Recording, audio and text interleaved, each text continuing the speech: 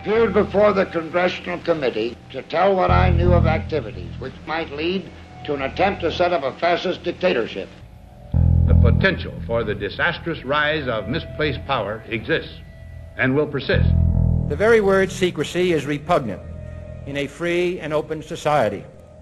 And we are, as a people, inherently and historically opposed to secret societies, to secret oaths, and to secret proceedings.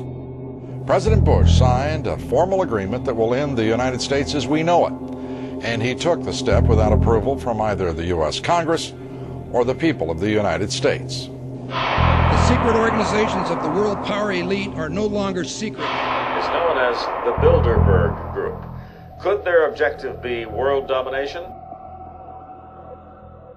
I'm Jim Tucker.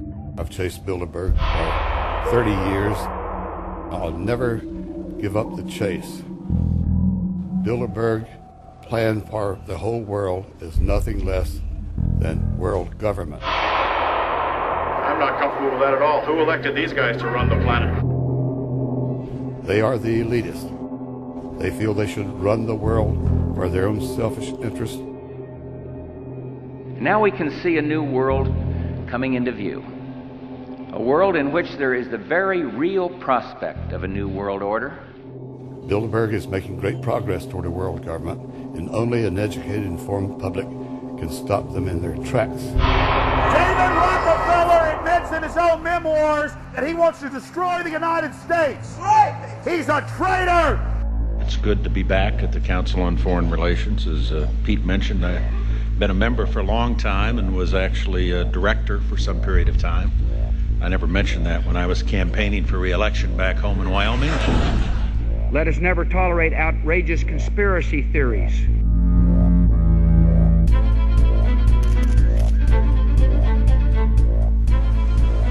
I need you to move off the property, please. Some shots were fired.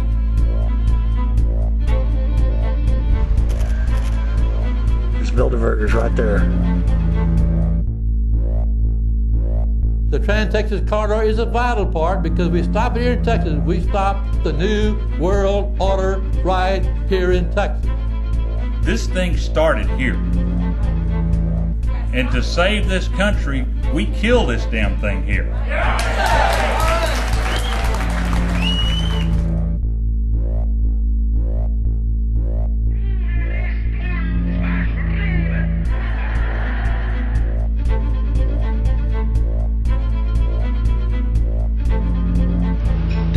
A chance for the President of the United States to carry out a phrase his father used, and that is a New World Order. Your New World Order will fall. Humanity will defeat you. The answer to 1984 is 1776.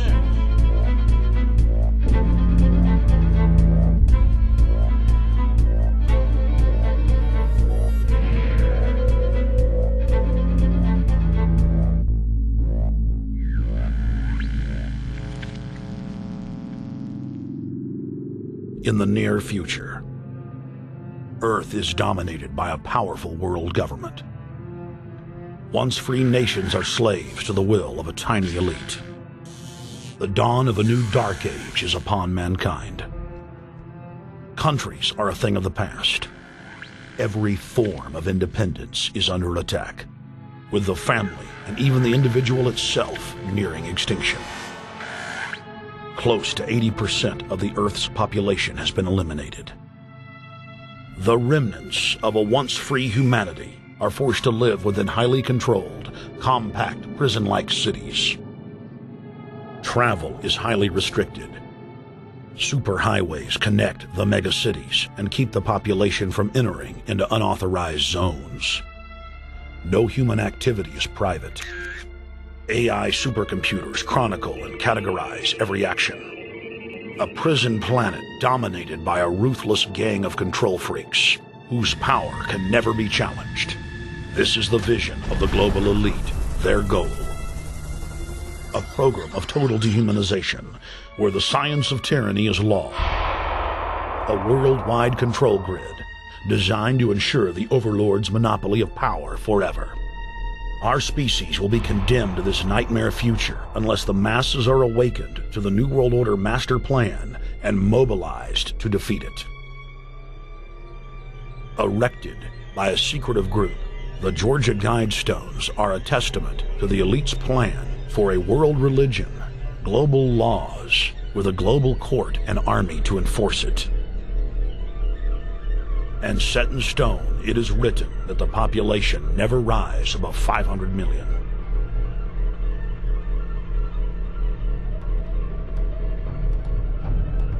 In this film, you will learn how our world is truly governed. You will see how highly secretive roundtable groups interlock to form a global intelligence network. This group has been steering planetary affairs for hundreds of years. Now, in the final stage, they prepare for open world government.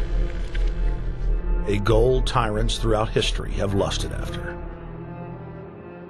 Dr. Michael Kaufman is a published ecologist specializing in ecosystem research, forest ecology, and ecosystem classification. Dr. Kaufman played a key role in blocking the ratification of the Convention on Biological Diversity in the U.S. Senate. The concept of a New World Order has been around for centuries. It's been receiving tremendous play over the last half of the 20th century. George Bush, the first senior president, George Bush, used it a lot in his speeches and really implies that he really wants to see a order in which we have a universal or a global type of governance in which every human being on planet Earth is ultimately responsible to policies that are being formulated at the international level. It is a big idea, a new world order.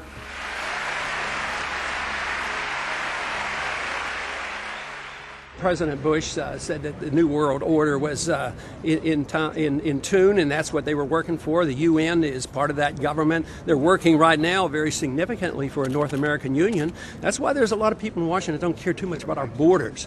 They have a philosophic belief that national sovereignty is not important. It's also the reason I have made very strong suggestion that we need not be in the United Nations for our national security. It's really always the same. You go back throughout all of history, the Roman Empire, the Soviet Union, Hitler during the Nazism was always saying that it's going to create the utopia for the average person, when in fact, history always shows that it does exactly the opposite. Conquest and empire is as old as civilization. Babylon, Egypt, and Greece. They all built empires in an attempt to rule the world. The Roman system at its peak dominated the known world. Complex governmental systems were developed to control diverse populations. During the period between the 15th and 19th century, new empires emerged and again waged war for supremacy. The nobility, as well as the thriving merchant class, were financed by a handful of private banks. Many of the great money houses would hedge their bets and finance both sides of a war. Sophisticated intelligence-gathering networks gave the financiers a clear edge over the governments they were slowly gaining control of. On the 18th of June, 1815, agents of the British arm of the Rothschild family looked on as Emperor Napoleon Bonaparte fought desperately to save his army from the jaws of a British-Prussian pincer attack.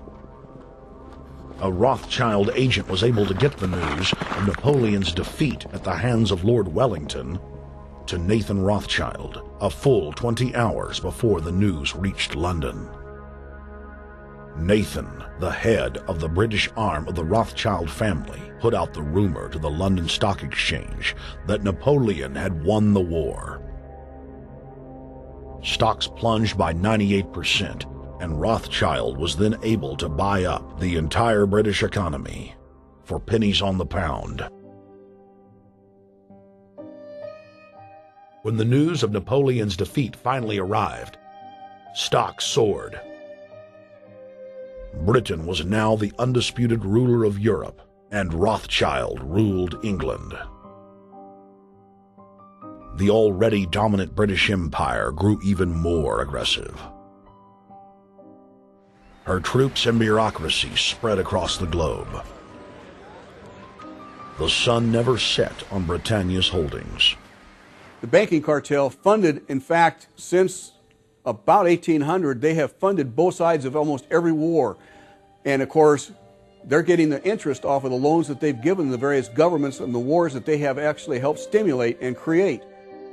By 1900, Germany was a rising force and a leader of the Industrial Revolution. World War I, for instance, there was absolutely no reason to have World War I, except that it was an ideal opportunity for the banking cartel to make a pile of money by funding both sides of that particular war. On June 28, 1914, the heir to the Austrian-Hungarian throne, Archduke Franz Ferdinand, was assassinated while traveling in a motorcade.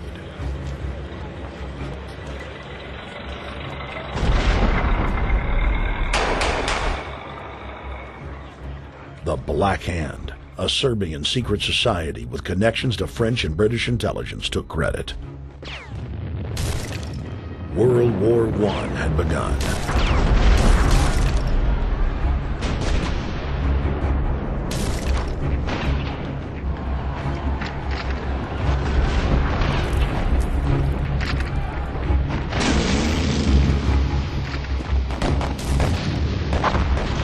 Armaments companies financed by Rothschild-controlled banks in Germany, France, England, and Austria bankrolled all the factions.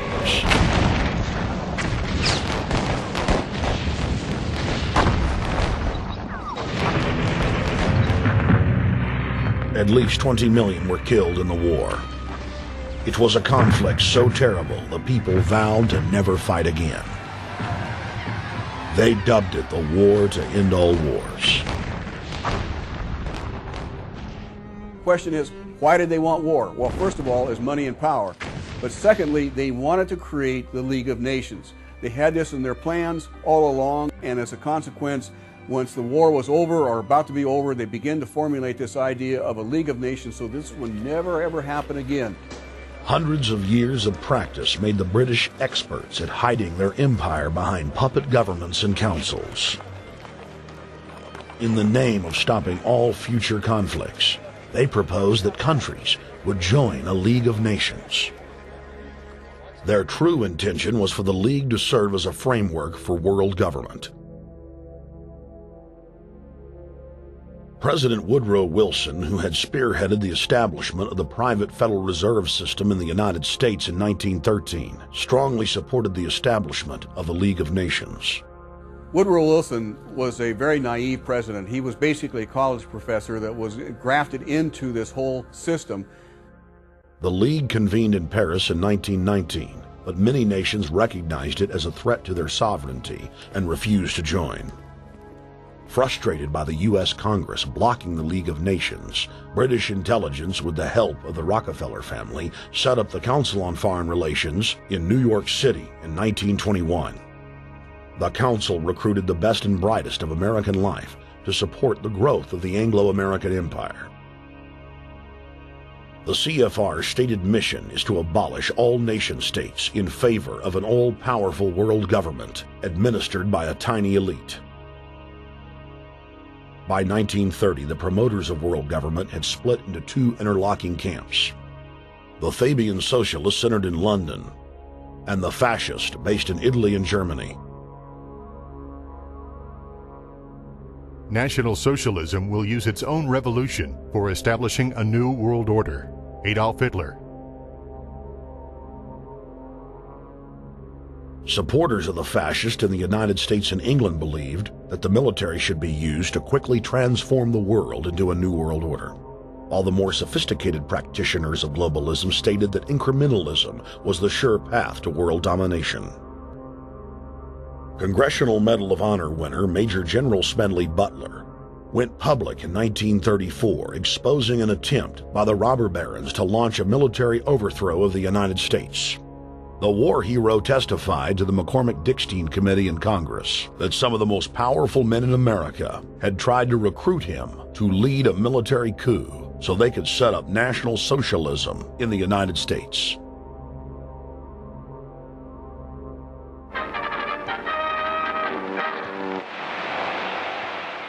I appeared before the Congressional Committee the highest representation of the American people under subpoena to tell what I knew of activities which I believe might lead to an attempt to set up a fascist dictatorship. I was supposed to lead an organization of 500,000 men, which would be able to take over the functions of government. The fascist had also made deep inroads in England. Edward VIII, King of England, was forced to abdicate the throne because of his public support for Hitler. Was u zich daarbij niet door om dat negatieve probleem der Bekämpfung dieser Lehre und ihrer Organisation handelt, sondern um die Durchführung der positiven Aufgabe der Gewinnung des deutschen Arbeiters für den nationalen Staat.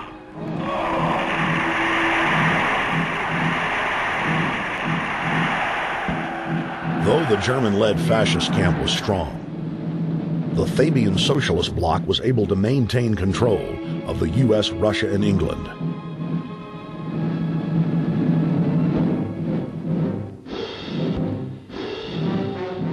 In the build-up to World War II, and during the conflict, the bankers again financed both sides, just as they had done with Napoleon.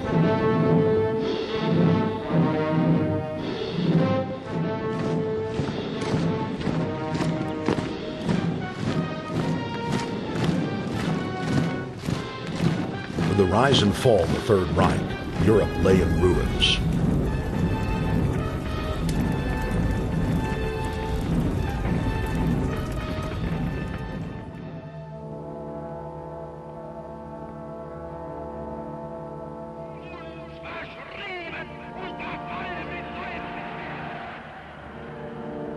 Once again, the elite claimed that only global governance could save humanity from certain destruction. And this time, the elite would succeed in setting up their world body.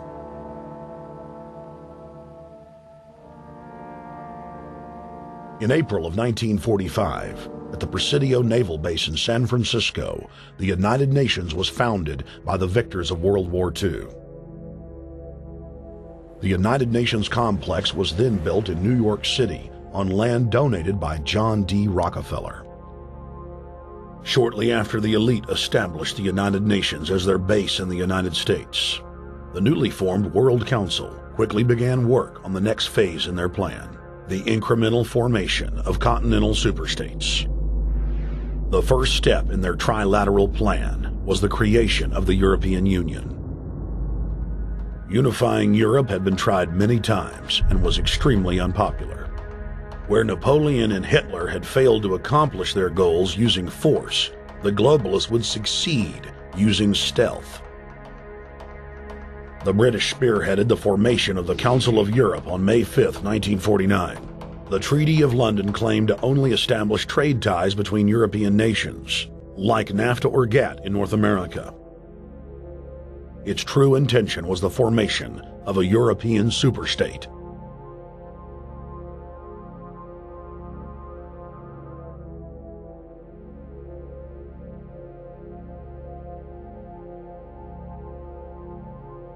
In 1954, the elite of the planet met in secret at the Bilderberg Hotel in Oosterbeek, Holland. The Bilderberg Group would later admit that their mission was the formation of the EU. Once the EU was established, under the guise of trade deals, a North American Union and Asian Union would be formed. The three interlocking superstates formed the core of the global government, while the United Nations would serve as a world regulatory and enforcement body over the Third World subregions. The Bilderberg Group consists of the heads of all of the managing roundtable groups that steer individual countries. Picture the elite power structure of the world as a giant pyramid, with only the elite of the elite at the tip top of the capstone. The group has been so secretive that until the mid-1980s, the controlled corporate media denied its existence. Into the late 1990s, coverage only consisted of rare one-line mentions.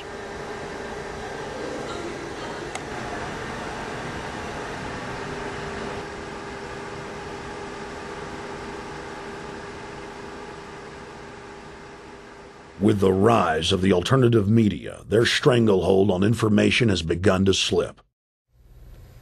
On the outskirts of the national capital today, black limousines with darkened windows converged on a hotel where private security guards imposed ironclad control.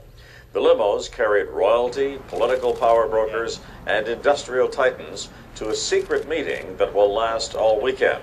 It's known as the Bilderberg Group. Could their objective be world domination?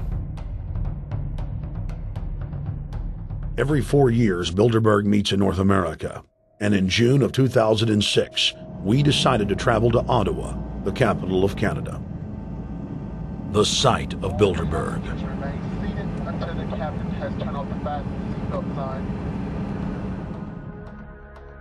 In Bilderberg's long history, many reporters attempting to cover the group have been harassed, detained, and even jailed. I jokingly reassured my cameramen that the horror stories we'd read about were probably exaggerated. I was wrong. We know reporters get detained at airports, people aren't let in. We know people get sent to the jailhouse for 3 or 4 hours. It happens every time. Well, it happened to Alex Jones this time. They admitted Bilderberg that they've had pressure put on them by the government to heighten security, and that's why all this happened. Yes, I was told that by 2 separate people. They scoured our records for hours yesterday and hours today, trying to find something on us, and of course there was nothing. It was just scary. I mean, I've been all over the world, and I've never seen anything like this. It was like hours of humiliation. And they said, "What are you here for?" And I said, "Well, I'm here to, cover the media, covering a political event. I hope to talk to some members of Parliament." I was answering all the questions. It was clear I wasn't a threat. It was clear I didn't have any criminal record. It was clear I was pressed. It was clear I was coming to interview people. They were going to deny me. They told me earlier that I was probably going to be denied, and then you guys showed up, and everything changed. So what's your plan now? My plan is to go out and try to interview Jim Tucker, try to go down to the Bilderberg Group and maybe catch some of them still arriving, and try to still make a documentary.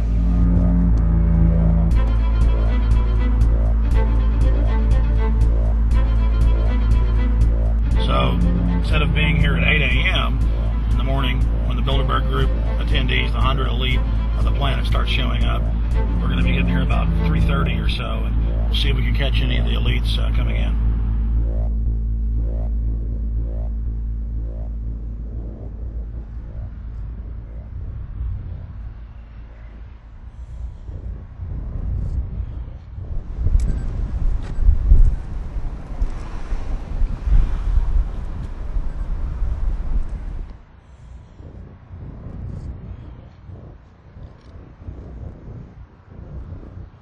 What do you think's on the agenda for this edition of the Bilderberg Society's annual meeting?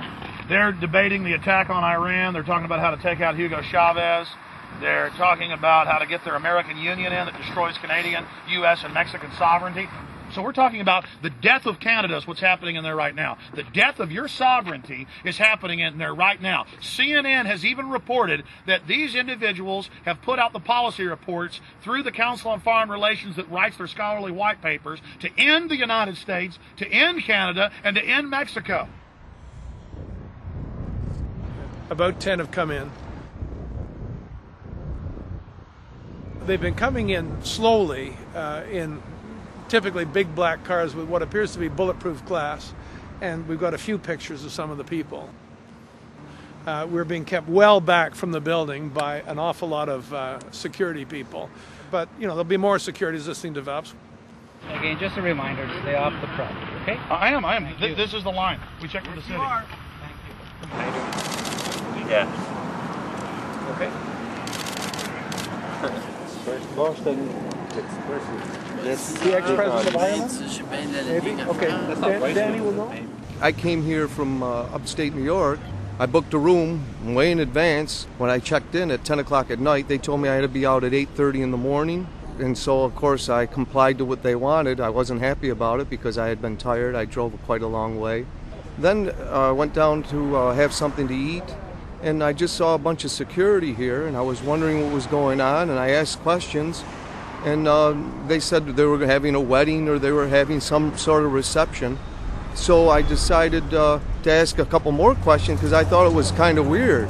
And then I saw them from my hotel window. They were in the back with flashlights looking at the trees, looking up through the trees, and they were also in front of the hotel combing. It looked like combing the hotel. So I kind of was wondering what was going on, and I left. I got up this morning. I checked out, and then the fellow that I spoke with, the last fellow I spoke with, said, well, you'll know all about it in the newspaper. Well, I didn't have to wait because there was a group of people out here telling me everything that was going on. They're not fooling anybody any longer when you've got this many cops, you know, and detaining Alex Jones at the border.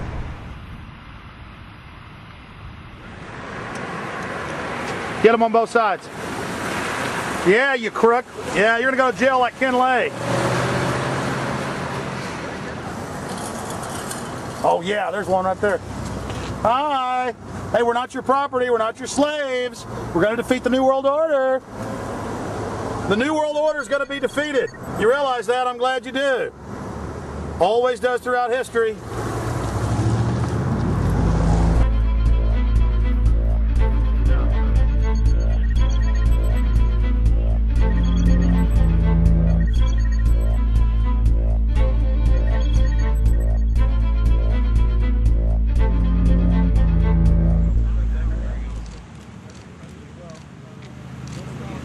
The boss.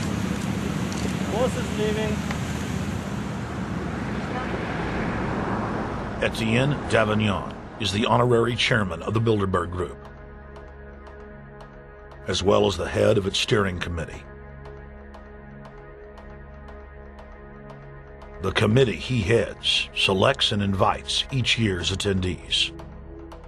In the last decade, the list of attendees has been leaked to reporters by moles on the inside. Veteran newspaper reporter Jim Tucker has been covering the Bilderberg meetings for over 30 years and has physically attended more than 20. We traveled back to our hotel to see if Jim Tucker received the 2006 list. First heard about Bilderberg in 1975, and I said, I don't believe it. That's not possible. Who in hell's Bilderberg? I spent 20 happy years with metropolitan newspapers. All the wires are clicking at my ear. That could not happen without me knowing about it. And the thing that first impressed me most was columns in 1957 by the late, great Westbrook Tegler, widely syndicated columnist. He wrote 2 lengthy columns about how approximately 100 leaders of international finance, heads of state, high public officials were meeting behind armed guards and closed doors on Jekyll Island, sealed off. What are these powerful internationalists doing? And why is it so secret? Why do they have armed guards outside? Why is it sealed off? The newspapers totally ignore it. Not a word. Total blackout in the United States. Since then, I've never stopped pursuing Bilderberg, or the whole international gangster organization led by Rockefellers and Rothschilds as they manipulate the world for their own selfish interest.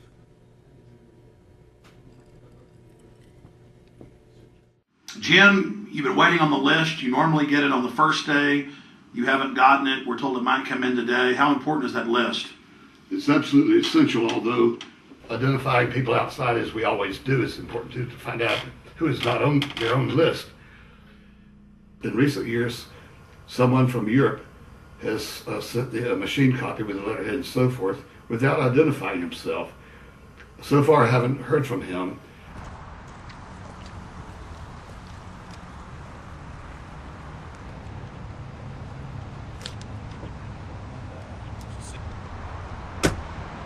Well, Bilderberg assumed that name in 1954 at their first meeting as Bilderberg at the Bilderberg Hotel.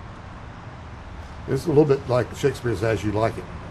They say to Shakespeare, what do you want to call this book? And he says, As You Like It, meaning whatever you want to call it. And they thought it was dictation, so one of his plays is called As You Like It, and the title has nothing to do with the play. So that's how the Bilderberg came by their name. Now, they had been meeting for half a century. The moneyed class had been meeting But they decide they have to meet systematically every year, well planned in advance, in addition to maybe other smaller meetings throughout the year. Sure this is the right turn, Jim? No. Let's see if you can start.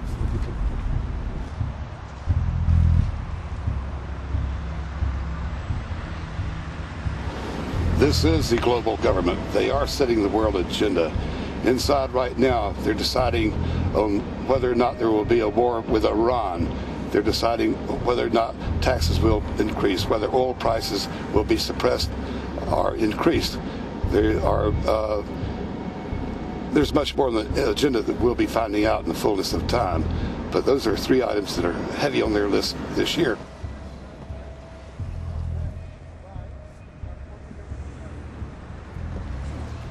This is Jim Tucker, ladies and gentlemen. Yes. 27 years covering these crooks. Mr. Tucker, pleasure to meet you. The media said he was crazy, it didn't exist. Now we forced him.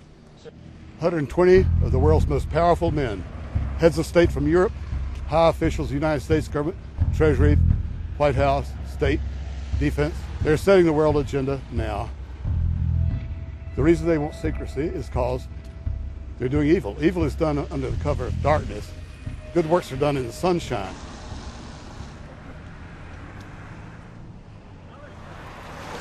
Hi, how you doing? Good. Get off the property, please. Well, Jim has some questions for you. I need you to move off the property, please. Okay. This is private property. Sure. It's a public sidewalk. Oh, yeah, we are cooperating. Thank you. Right onto the sidewalk. Yeah, there's no implication that we aren't cooperating. Right onto the sidewalk and stay there, please. Sure, yeah, thank you. Great. Jim has some questions for you. Again, I need you to stay right on the sidewalk. Yeah. Thank you very much. We actually checked with the city. The property line's actually right here. Also, that's good. Property line's actually right here.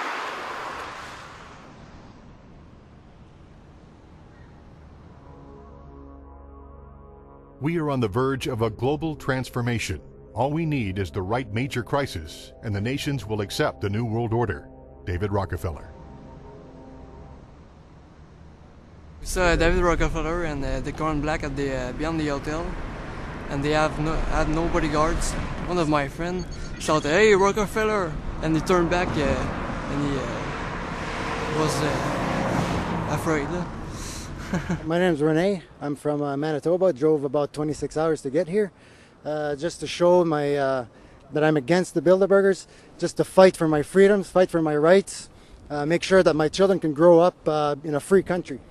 My name is Daniel Estrelin, and I've been doing this for the last 15 years. I'm from Canada. I'm very proud of my country because, as you can see, there are a lot of people covering the Bilderberg conference. Last year, it took me 14 and a half hours to get to Munich. I was pulled off the plane in Milan. I was pulled off the plane in Munich. They interrogated me 4 hours in both places. I was able to call a friend, a journalist in Rome, as a result of his presence and others. Calling the Foreign Ministry Department in Italy, they backed off and they let me go. They basically told me that they'll keeping an eye on me 24 hours of the day.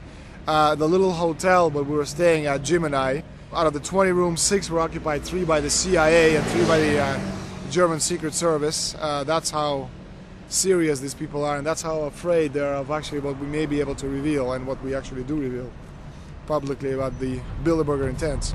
Daniel Estrelin has covered the Bilderberg meetings in Europe and North America for more than 15 years. His book, Club Bilderberg, has been translated into more than 20 languages and is a global bestseller. Estrelin has photographed many past Bilderberg meetings. Rockefeller frontman Henry Kissinger is always a key participant. Here you see the president of the CFR, Richard N. Haas, followed by Vice Chairman of Rothschild Europe, Franco Barnaby, who is speaking with Henry Kravitz. And behind them is Richard Holbrooke, former U.S. Ambassador to the United Nations. The head of Daimler Chrysler, Jürgen Erich Schrimp, arrives by helicopter. Here, the owner of the Washington Post, Donald Graham, escorts Indra Nooyi, the head of PepsiCo. Queen Beatrix of the Netherlands, whose father, Prince Bernhard, founded Bilderberg, is a leading figure in the group. Of course, globalist kingpin David Rockefeller, seen here with his bodyguard, James Ford, always attends. The then newly appointed World Bank chief Paul Wolfowitz is photographed at Bilderberg 2005. It has been reported that Wolfowitz had attended previous meetings while still the Deputy Secretary of Defense, a violation of the Logan Act. Under the Logan Act, it is a felony offense for any member of the federal or state government to meet with members of a foreign government without the express authority and authorization of the President or Congress. Put simply, it is illegal for members of the government to meet secretly behind closed doors with foreign power brokers due to the problems of corruption and espionage that it breeds. For this reason, many prominent politicians attend, but their names do not appear on the official list. Despite the Logan Act, the governor of New York's name, George Pataki, does appear on the list, and we were able to catch the governor on tape walking with David Rockefeller at Brook Street. Multiple staff members inside Brook Street reported to us that Hillary Clinton attended for half a day. Several armored limos with diplomatic plates did arrive with police escorts and offloaded their passengers in the underground parking garage out of the sight of the press. Former World Bank President James Wolfensohn sardonically stared at our cameras. They're upset about the fact that they're being exposed. Well, I'm sure they are. I mean, look at the tinted windows. They don't want to be seen. They don't want even anybody to know they're here. So I'm sure they're ticked, you know, and that's why we're here to try to expose them. Do you think that they were angry that they were on the front page of the local paper today? You think they're in there reading it right now, Jim? Yes, I don't think they're happy about it.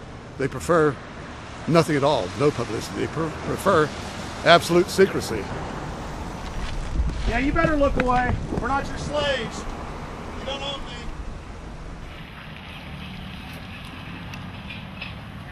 Did you get a list of the attendees and everything, or not? No, I've asked for one under a slight variation of my name, and I don't know if I'll get it or not. Also, it could happen today. For the last 3 years, I get back to the hotel. And there's a copy there waiting for you. Well, somebody who does not identify himself. I mean, I'm not just not revealing the source. I don't know the source myself. But the facts, because they want the Bilderberg letterhead on it, and makes a nice memento. Perfect. Alex. Yeah. That's Chalabi, eh? You think Chalabi? No, I don't think. I know. It looked like Chalabi, and it was a fat guy. Yeah. That was Ahmed Chalabi? Yeah. Oh my God, then they're really going to attack Iran.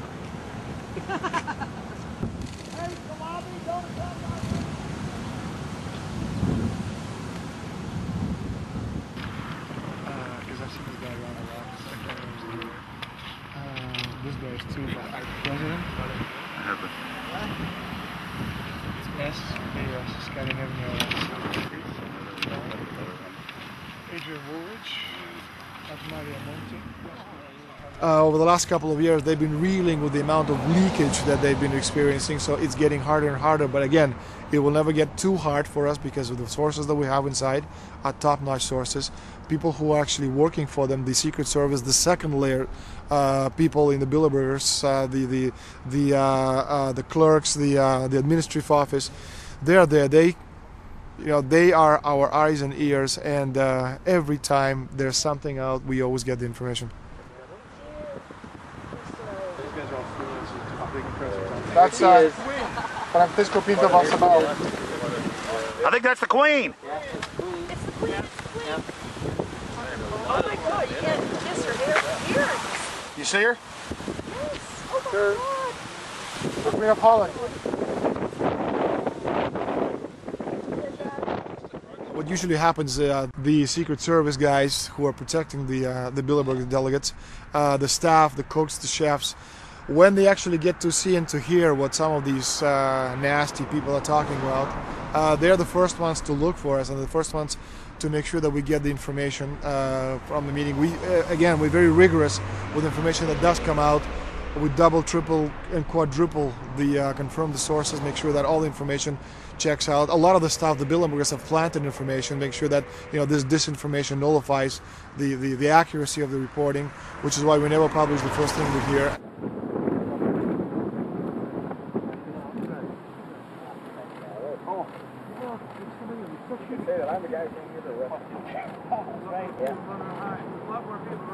That looks like Rockefeller.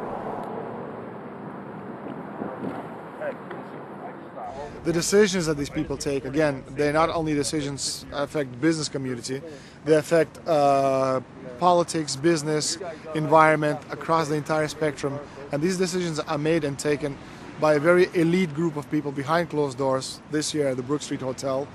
We are not privy to these decisions. We're not allowed to know what they're talking about, but we'll definitely feel the consequences of these decisions over the next 12 months when events which apparently by accident seem to happen, in fact, have been planned right here this year at Brook Street Hotel between 8th and 11th of June.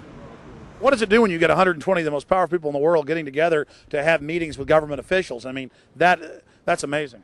Well, it is what I mean is that they're planning the corporate agenda. They're not planning the democratic human journey agenda, in my opinion. Mussolini had a definition, is when the interests of the corporation take completely over from all other interests, and that's fascism. He said it should probably be called corporatism. Well, call it corporatism, call it fascism, call it neo-lib, there's a whole variety of political words, depending on which side of the stripe you come from, to start with, which describes the thing. But what they are describing is the complete end of democracy, the end of what matters to people, the end of what happens to the human journey. And for that reason, I think this is revolting. Ladies and gentlemen, we're here in Canada today to stand up against the Bilderberg Group that is attempting to get rid of the sovereignty of the United States. The truth of your world government has now been exposed. We know you are ruthless. We know you are evil. To David Rockefeller, to the Rothschild representatives here, to the Queen of the Netherlands, to all of you, we tell you, you are not our queens. You are not our kings. You are not our gods. We do not belong to you. We are not your slaves. We stand as free humans, have stood since the beginning of time against the strong men, against the thugs, against the bullies. We will defeat your world government. We will defeat world taxation. We will defeat your control grid. God is on our side. I stand before the creator of the universe, and I ask the creator of the universe, as our founding fathers did in 1776, to lead, guide, and direct us, and to give us the power and the foresight and the understanding and the will to stand against your entire agenda, including your final plan of world population reduction of 80% that Henry Kissinger penned in 1973. Why do you put mercury in the vaccines, sodium fluoride in the water? Why? Why do you put cancer viruses in the vaccines? Why have you used depleted uranium now in 4 separate nations? You're arrogant. You have the sickness that elites have had throughout history in their literal and, in some cases, figurative ivory towers. You believe that you're invincible. You will and you are failing now. Your New World Order will fall. Humanity will defeat you. The answer to 1984 is 1776.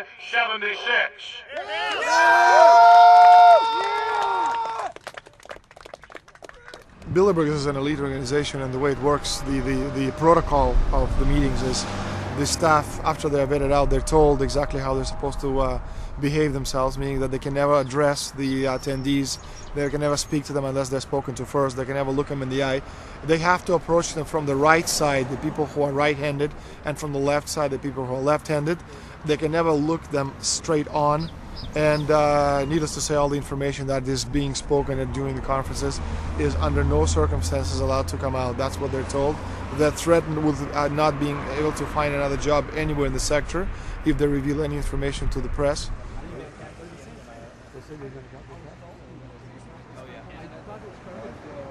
Richard Holbrooke?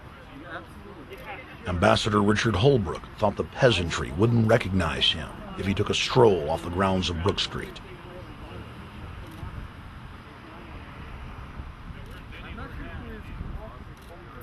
Holbrooke cackled when I told him that we were not his slaves. Holbrooke, we're not your slaves, Holbrooke. We're not your slaves.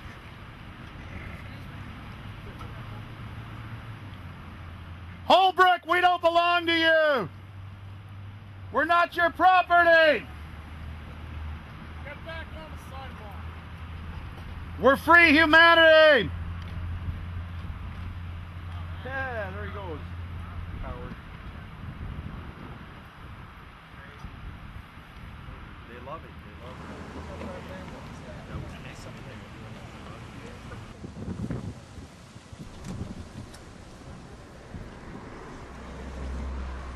it. Okay, we're going to be going around the back here, guys. Hey guys, how you doing?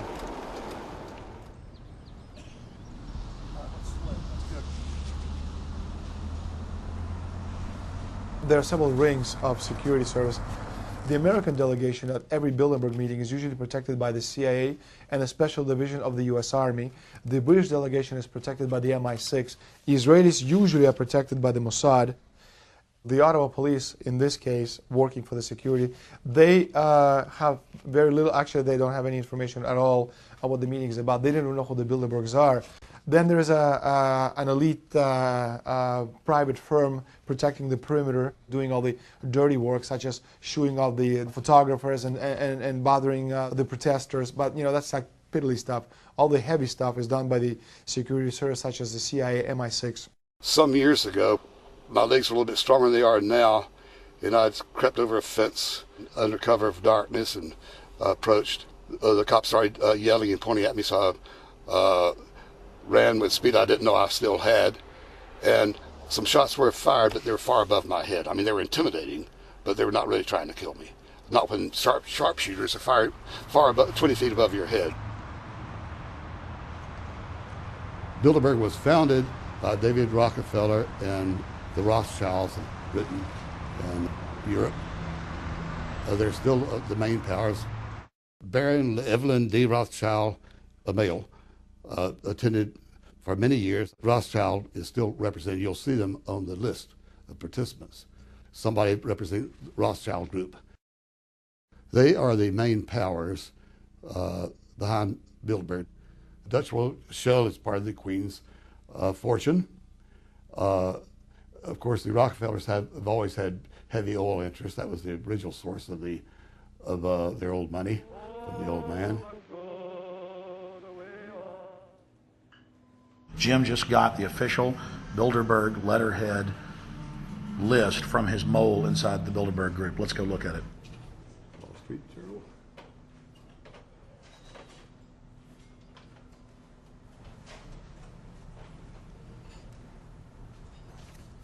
So, Jim, you got the list. Yeah.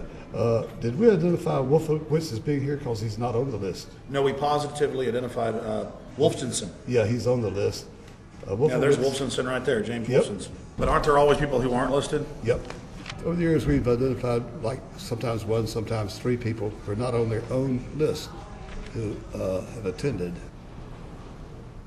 Now, I think what is very difficult for most people to understand is how such a small group of 125 men and a few women control a population base of 6 billion people. Actually, it's much easier than you think. These people work on what I call systemic methodology, meaning that you take a pie, just imagine you take an apple pie and you slice this apple pie into lots of very small pieces, and you put in front of each one of these pieces your men or women of trust. And by controlling this individual, you control an entire organization. For example, if you take Paul Wolfowitz, who runs the World Bank, through him you can control the entire organization. You don't need to control what the dishwasher or the toilet cleaner thinks or does or believes in. You just need to control what he does and what he believes in. And what he does will permeate the entire organization. And that's how you control, with very, very small power base, an entire global population of 6 billion people. Bilderberg is making great progress toward a world government. They have created a superstate in Europe called the European Union. They are intent on creating a Western Hemisphere Union called the American Union. NAFTA is to be expanded into every country in this hemisphere. As NAFTA expands, it will take on the role of the American Union. And only an educated, informed public can stop them in their tracks. We went into downtown Ottawa and talked to locals to learn if they were aware of the elite meeting in their city.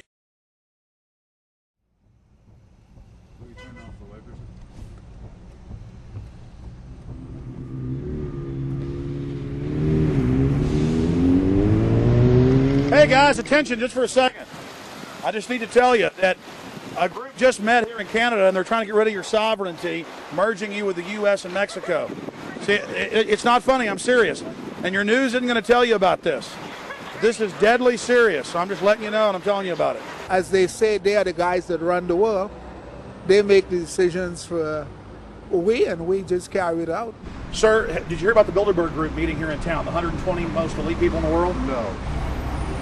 Hey, did you know that the elite's meeting here in town right now? Have you heard about it? The 120 crime bosses? None of you have heard of it? None of you guys have heard of the Bilderberg Group? They're meeting right now. In the city, around 10% of the people were aware of the New World Order agenda. When we traveled to Parliament, close to half of the people we randomly spoke to were informed.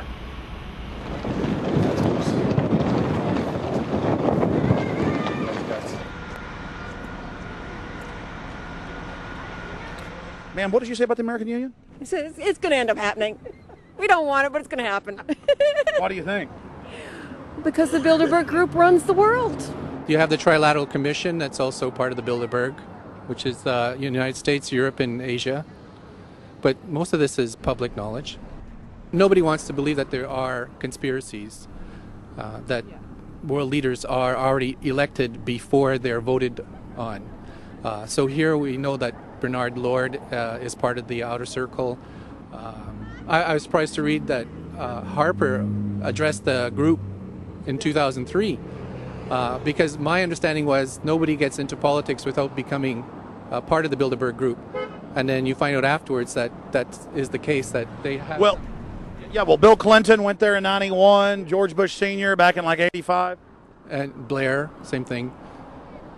Who we think that we're electing as leaders have already been pre-picked for us. Whether it's liberal or a conservative, they're already part of the group. They own all the horses in the race. They own the horses, and I understand that, for example, in the United States, it's a one-party system with two factions, though you think it's two different parties. Oh, it is, yeah.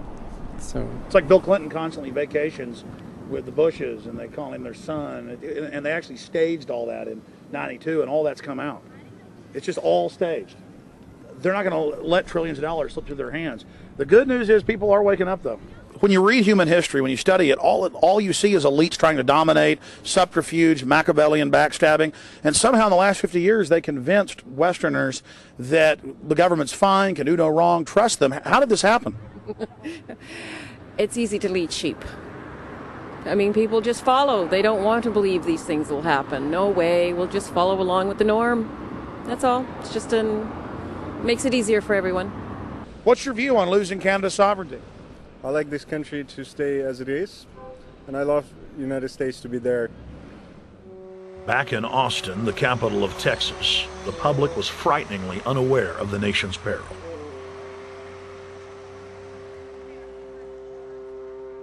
Have you heard about the North American Union? Not really, no. I don't watch TV. No, I haven't.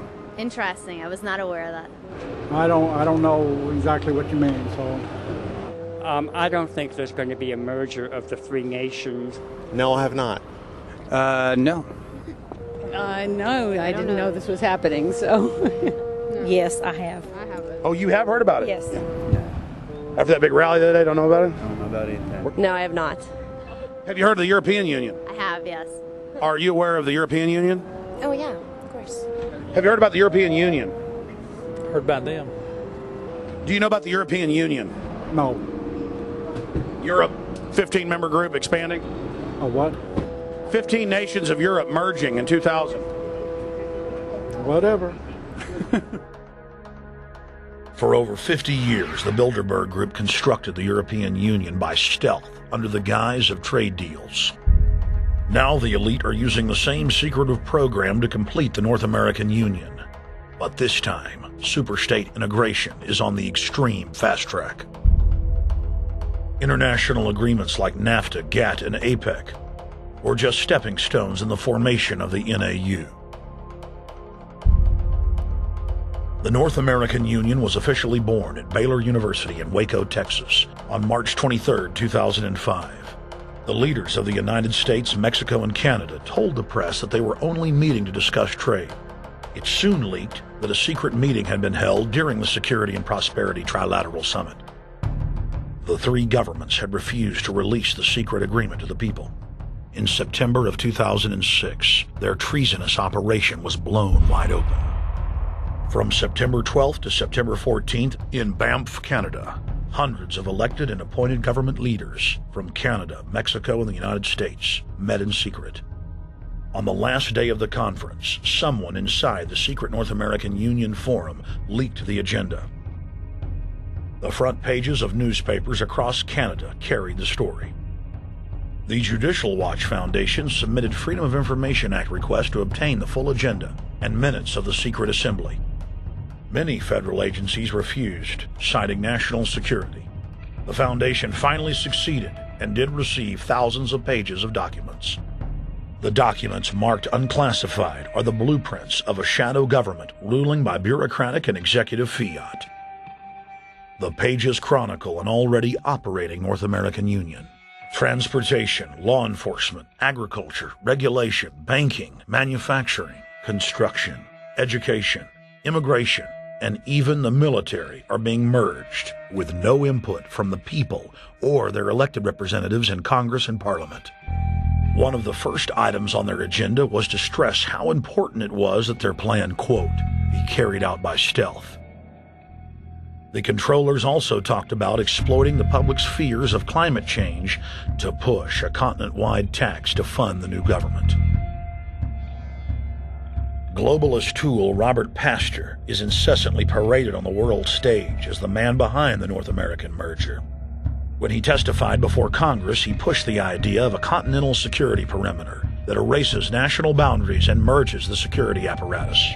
The best way to secure the United States today is not at our two borders with Mexico and Canada, but at the borders of North America as a whole. In fact, the North American Command, based in Colorado Springs, Colorado, was clearly running the meeting in Canada.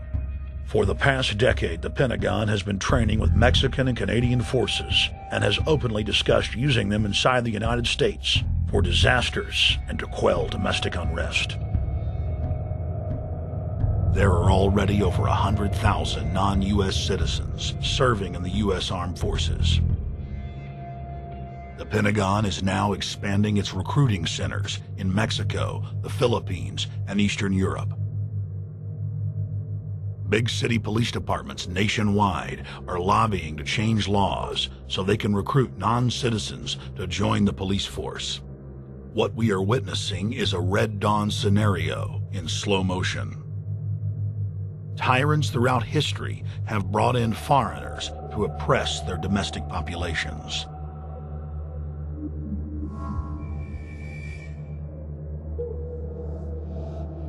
When their coup by stealth was exposed, the three governments went into damage control mode.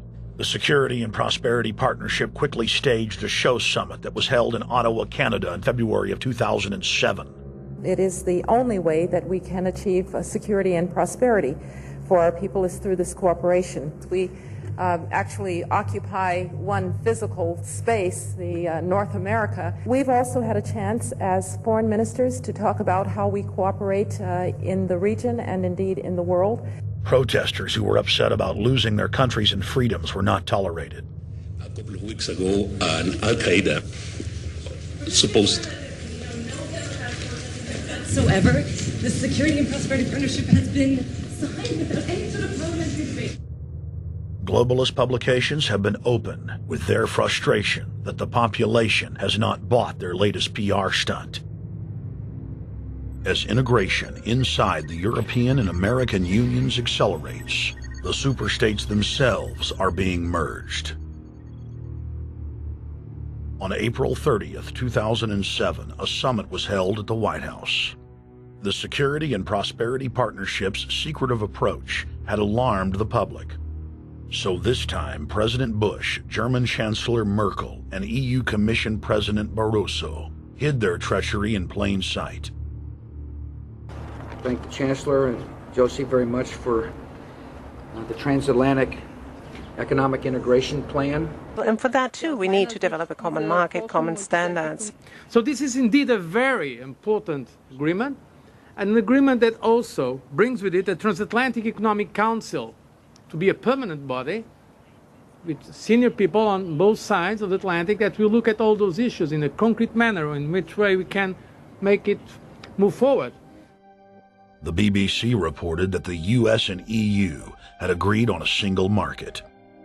By announcing a new economic community integration, they were simply repeating what had been done in America and the EU on a larger scale. The accord states that the two blocs will aggressively push regulatory convergence in more than 35 areas, from financial services, intellectual property, military, education, mergers and acquisitions. They also agreed to jointly push a global carbon tax. We recognize that we have a problem with greenhouse gases. We agree there is a global threat, it's a serious threat. We agree there is the need to establish a limit to greenhouse gases. We need to discuss the possible pricing of CO2. How can we translate this into a market economic compatible scheme? We have agreed to establish a high-level group, a forum. This EU-US result is translated into the G8, debated together with the outreach countries, China, South Africa, Brazil, among others, and India. A global solution to a global problem. If Bilderberg succeeds, America falls. All the victimized countries lose their sovereignty. Bilderberg is not a person, it's not an idea, it's an ideal, a very powerful group of people working together and from the positions of ultimate and absolute power, destroying every constitution on earth, no matter how powerful the constitution of the nation is. That's what these people do. The African Union arose out of the African Economic Community, set up in the early 1980s. The African Union is financed by a consortium of international bodies, governments, and corporations. The African Union Army serves as an enforcement arm for the New World Order's exploitation of Africa.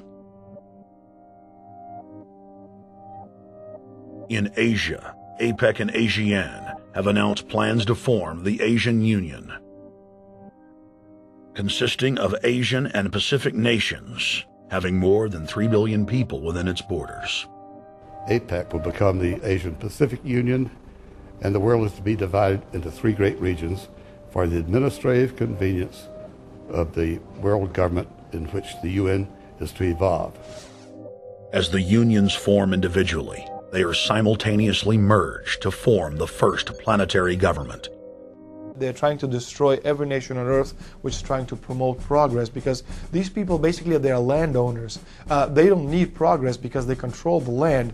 If you take the most powerful man in London, the people who belong to the Council and the Committee of 300, who belong to the Bilderbergers, the British royalty, the Guelphs, the black nobility of Venice and Genoa, these people they're landowners. The New World Order is the old world order. I mean, it's just the names have changed, the appearances have changed, but the concept hasn't changed. The idea is still to bring the men back, kicking and screaming back to the Middle Ages, post-industrial age world order. One of the things that is very shocking to most Americans is the fact that the United Nations Global Biodiversity Assessment, which came out in 1995, clearly shows that in order to protect planet Earth, we have to go back to a feudal system. They actually said that in the document. To craft a modern feudal society, the globalists are implementing a standardized North American Union ID card to track, trace, and control their serfs as they travel throughout the 3 regions of the NAU.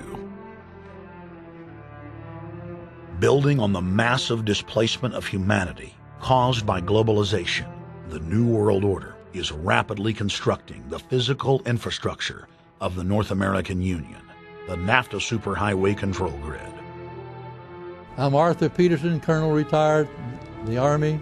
I see things today that are happening that would make my friend who died in World War II turn over in their grave.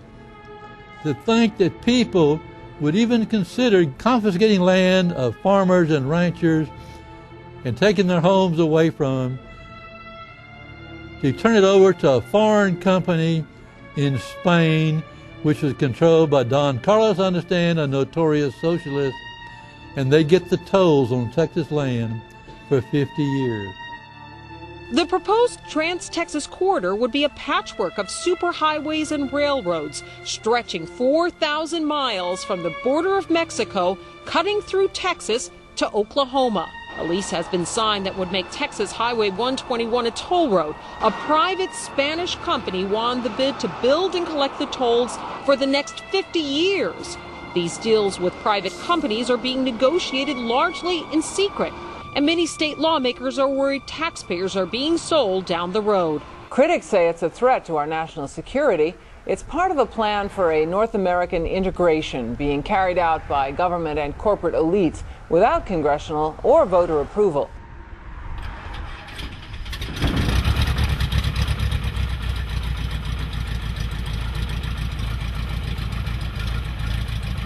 We took to the air over central Texas to get a bird's eye view of the Trans-Texas Corridor, which is under construction and will form the heart of the Trans-NAFTA superhighway system.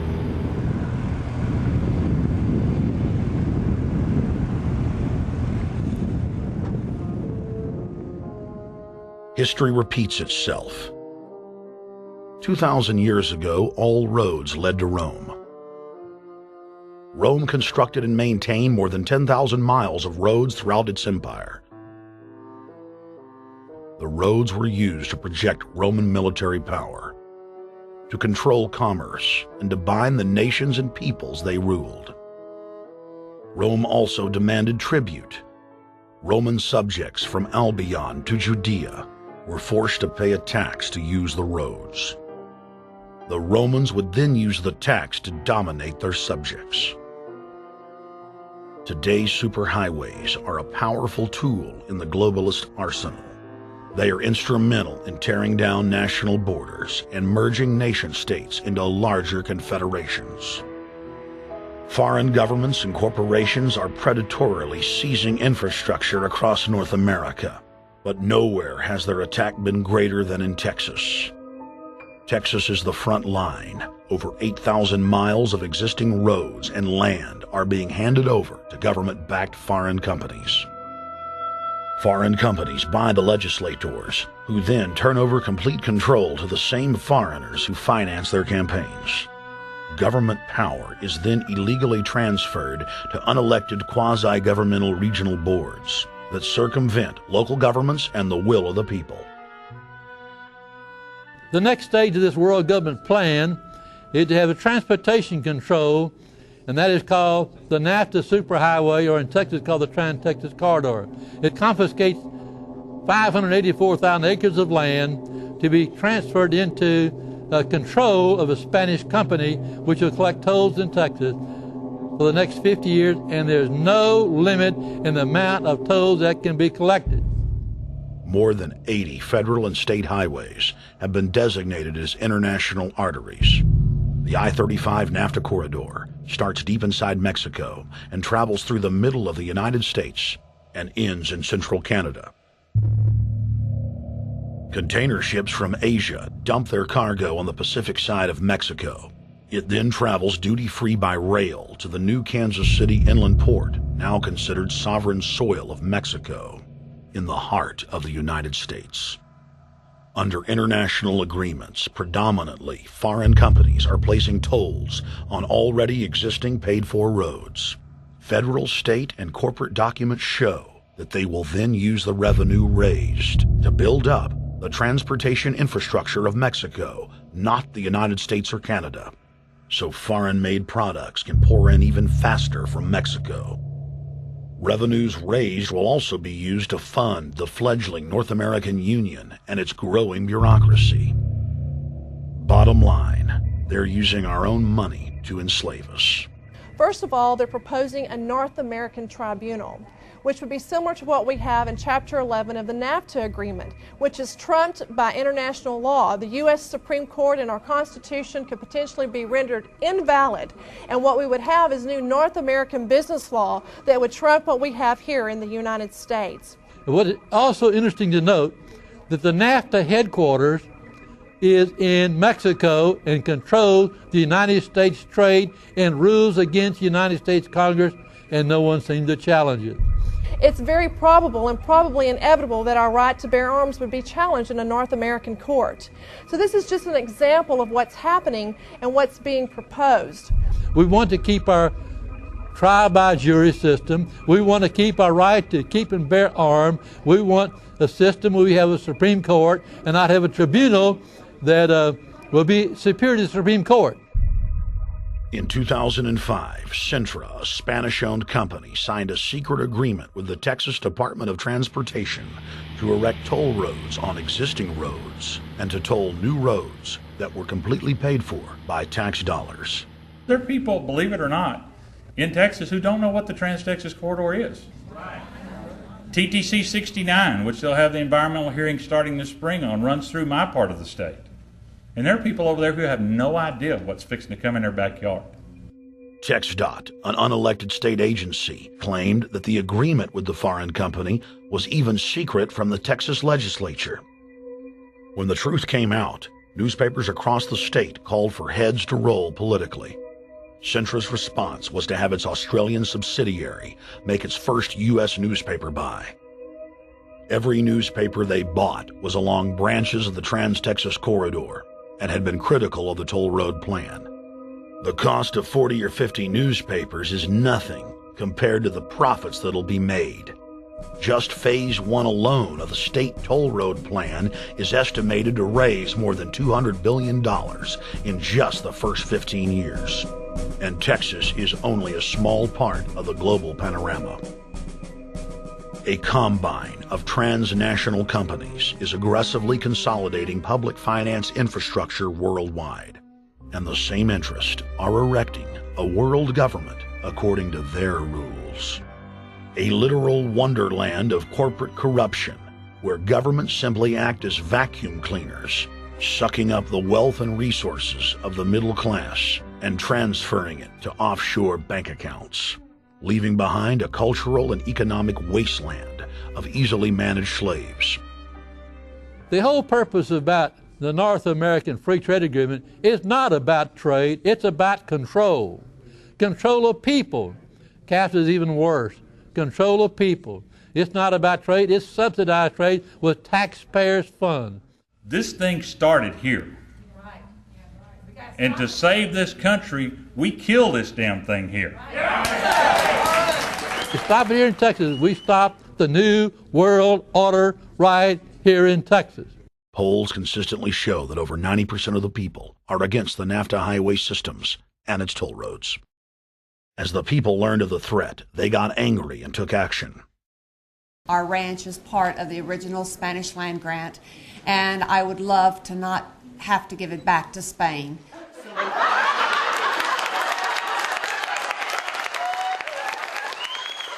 Opponents of a proposed superhighway today held a major protest.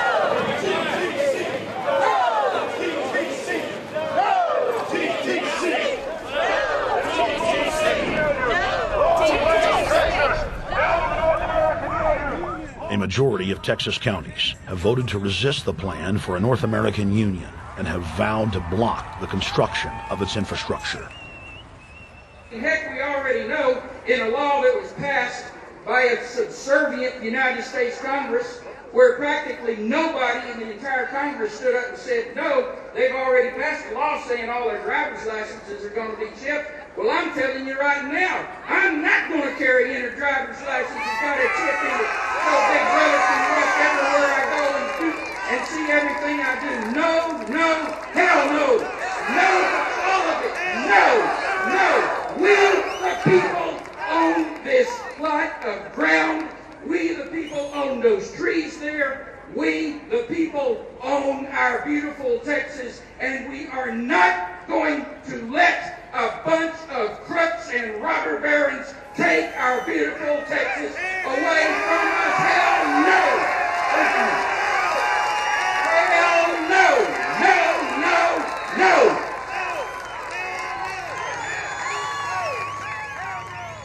RFID tracker chips embedded in state inspection stickers and toll tags are already being used to track the population. The new system is also meant to control growth and steer development through so-called smart growth. smart growth, which is nothing more than an effort to bring control into the cities. You have the rewilding of America and the Wildlands Project, the Convention on Biological Diversity, which is to control our rural population. Toll roads on interstate highways nationwide are walling off exit ramps to small towns and rural communities, and are creating ghost towns by design. This trend is accelerating under the NAFTA highway system and is meant to rewild more than half the country. All of these things are designed to bring more and more control to bureaucracies rather than to the independent individual, the sovereign individual of this nation. What brought me into this whole discussion was the fact that while I was doing this multi-million-dollar research effort in the 1980s and early 1990s, I became aware of an agenda basically to lock up one half of the United States into wilderness corridors and reserves. What's called the Wildlands Project, but it was also a key cornerstone of the United Nations Convention on Biological Diversity. It was during that study in which I began to realize that this was not an effort to protect the environment, but an effort to control you and I. They were dividing the United States up into little compartments in which they would rip out roads, which they would rip out whole communities and put them back in the wilderness. The federal highway system was designed by Pentagon war planners in the 1950s to serve as a rapid deployment conduit to move ground forces for the defense of the United States during invasion. The unconstitutional Northern Command is now using the highway system as a force projection matrix to dominate populations across the United States. Through federally funded emergency command centers, county and city governments are being quietly federalized nationwide. Billions of dollars per city is being spent to install millions of surveillance cameras. Every town and hamlet, no matter how small or remote, is surveilled. License plate reading software tracks Americans' movements wherever they go. New systems are being deployed that scan your face, read your lips, and analyze your walk. Under the treasonous Military Commissions Act, American citizens can be secretly arrested, stripped of citizenship, flown to offshore torture camps, and secretly executed. Under Section 802 of the Patriot Act, all misdemeanors are considered terrorism. Federal police squads, called Viper teams, randomly force Americans to line up and show their papers. From the sidewalks of Miami to the subways of New York to the streets of Houston, Texas, citizens are being searched by heavily armed gangs of paramilitary police.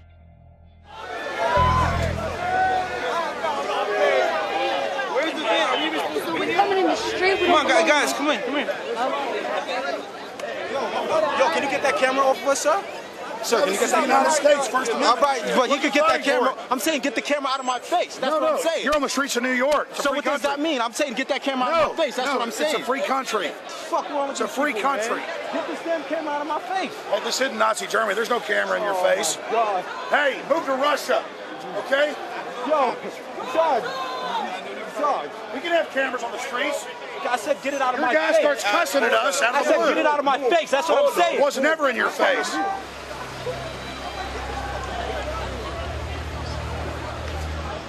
Yo.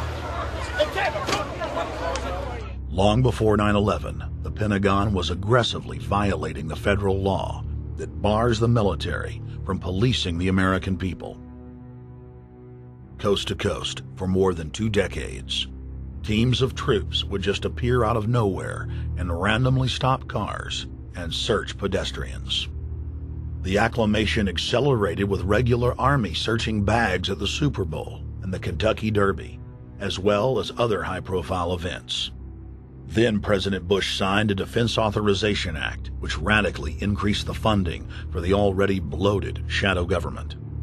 In the act, the executive branch formally announced that it was preparing for domestic insurrection and went on to preemptively strip the state governors and legislatures of their powers. The federal government is openly announcing that it is the only authority as it treats the people and the states as enemies. Then on May 9th, 2007, President Bush unlawfully granted himself new powers, and the presidency officially became fiat dictatorship. In the past, continuity of government has been shared by the legislative, judicial, and executive branches of government. Now, all power resides with the president. For the smallest of reasons, including, in the document's own text, any incident in the world, regardless of location, that affects population, infrastructure, environment, economy, or government functions can trigger, at the president's will, total martial law. It is important to add that the president is merely a puppet of the global crime syndicate and may not use the new powers, but simply pass them on for use by future puppet administrations.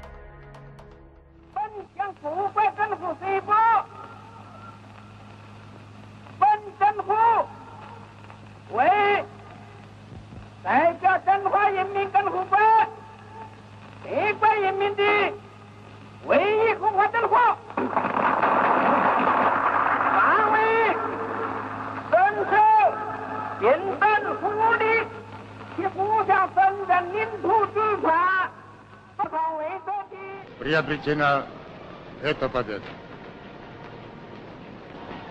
Не забывайте принесенных вами жертв. You must teach people to love their leader. This is the only most important.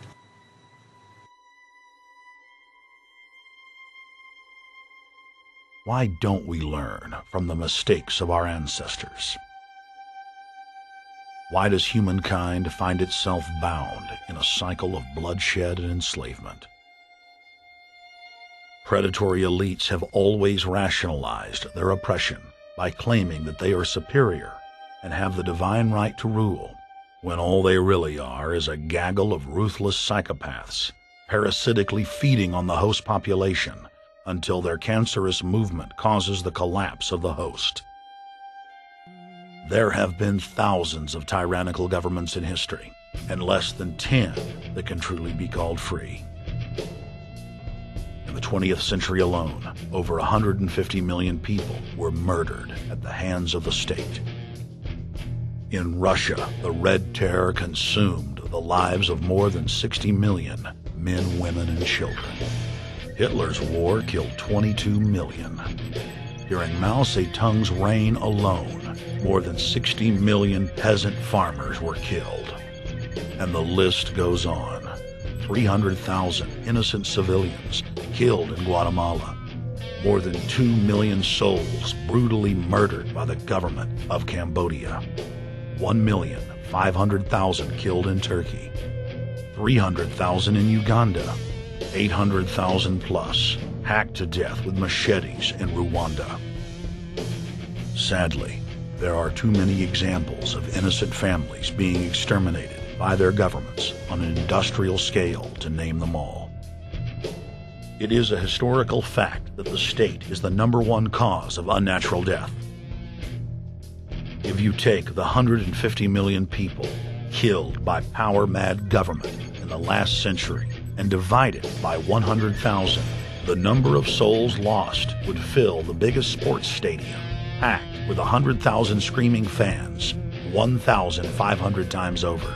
That's 1,500 sports stadiums, crammed with 100,000 people each, all exterminated. For those who think it can't happen here or won't happen to them, you have been warned. The carnage witnessed in the last 100 years was only the preparatory phase of the New World Order's master plan. 稍有常识的人都会看出，如果我们的铁骑继续前进，这个螳臂挡车的歹徒难道能够阻挡得了吗？ Hitler and Stalin's crimes are now part of history. But the communist Chinese system of evil is not content with racking up the highest death toll in history. The mass murder and enslavement is still going on today and enjoys the full support and sanction of the New World Order. 摄像机拍下的这个画面，同西方某些国家的宣传恰恰相反，正好说明了我们的军队 Communist China serves as a globalist laboratory, a proving ground where 1.4 billion people live out their lives as guinea pigs who serve as test subjects for the formulation of the brave new world. U.S. and British forces worked closely with Mao Zedong during World War II, and at the end of the war, they secretly backed Mao in driving out Chiang Kai-shek and the Nationalists. The OSS, and then the CIA, believed that Mao would have a stabilizing effect. Bill Clinton's mentor and Georgetown University political science professor Carol Quigley explained in his book, Tragedy and Hope, how the Anglo-American Roundtable groups backed every brand of authoritarianism, from communism to fascism, to ensure that a centralized government dominates the population and the economy as planned. The elite are monopoly men. They seek to create monopolies and dominate populations through the barrel of a gun.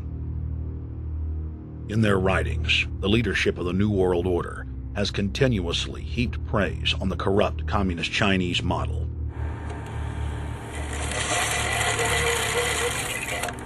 In August of 1973, in an article written by David Rockefeller for the New York Times, Rockefeller openly lauds and endorses Mao Zedong's actions, while celebrating their command and control system. Whatever the price of the Chinese Revolution, it has obviously succeeded not only in producing more efficient and dedicated administration, but also in fostering high morale and community of purpose. The social experiment in China under Chairman Mao's leadership is one of the most important and successful in history. David Rockefeller, New York Times, August 10, 1973. Communist China is the model, planned society for the New World Order. China has received more United Nations awards for its policies and form of governance than any other nation. In the eyes of globalist planners, authoritarian China is the future. China adopted the dreaded one-child policy due to lobbying from a consortium of eugenics organizations, which includes Planned Parenthood and the United Nations. Couples that have more than one child face heavy fines and imprisonment. The practice of forced abortion in China, coupled with the cultural desire to have a male child, has plunged China into a deepening crisis where there are 30 million more men than women. The Chinese police state ruthlessly crushes all forms of dissent. Underground churches, Falun Gong practitioners, striking factory workers are all sent to forced labor camps. Their blood and tissue types are cataloged in preparation for organ harvesting. The Chinese government then sells the prisoners' organs to the highest bidder on the world market. If a wealthy patient chooses to fly into China, the prisoner is killed and the organs are implanted. If the organs are being flown out of the country, a mobile execution van extracts the organs on the way to the waiting aircraft. The social engineers of China aggressively euthanize the elderly and disabled. China is merely following the globalist blueprint for the world. The same system of total dehumanization is quietly being phased in worldwide.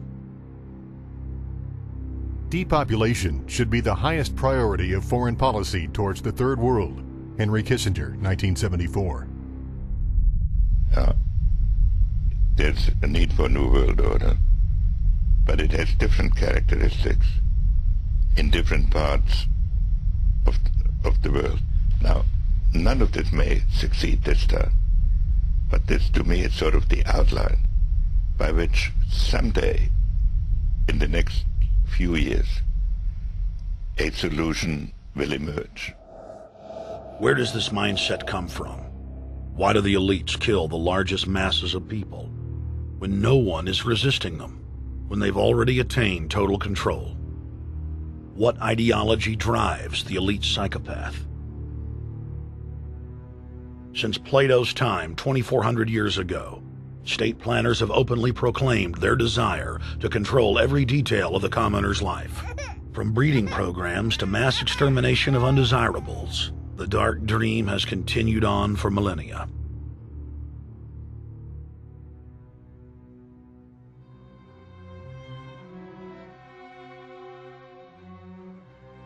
The scientific rationale for tyranny has always been attractive to elites because it creates a convenient excuse for treating their fellow man as lower than animals.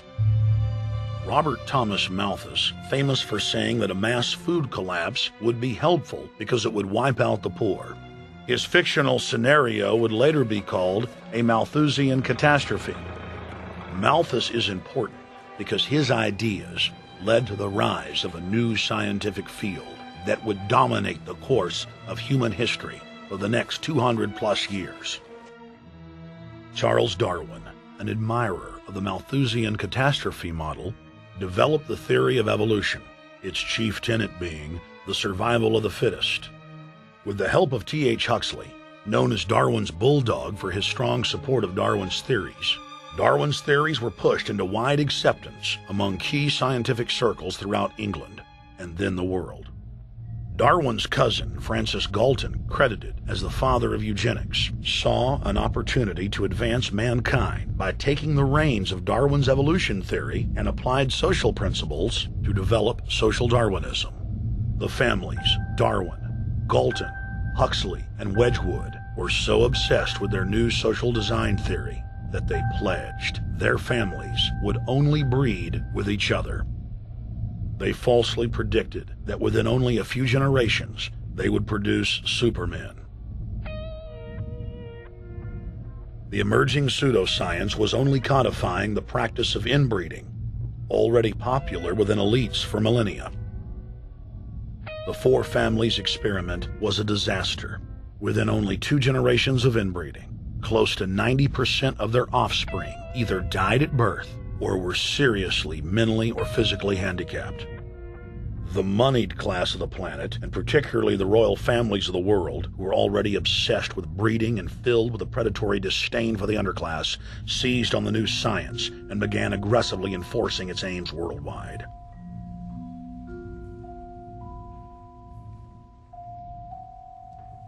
Biometrics appears to be a new science, but it was actually developed by Galton back in the 1870s as a way to track racial traits and genetic histories, and as a way to decide who would be licensed to breed.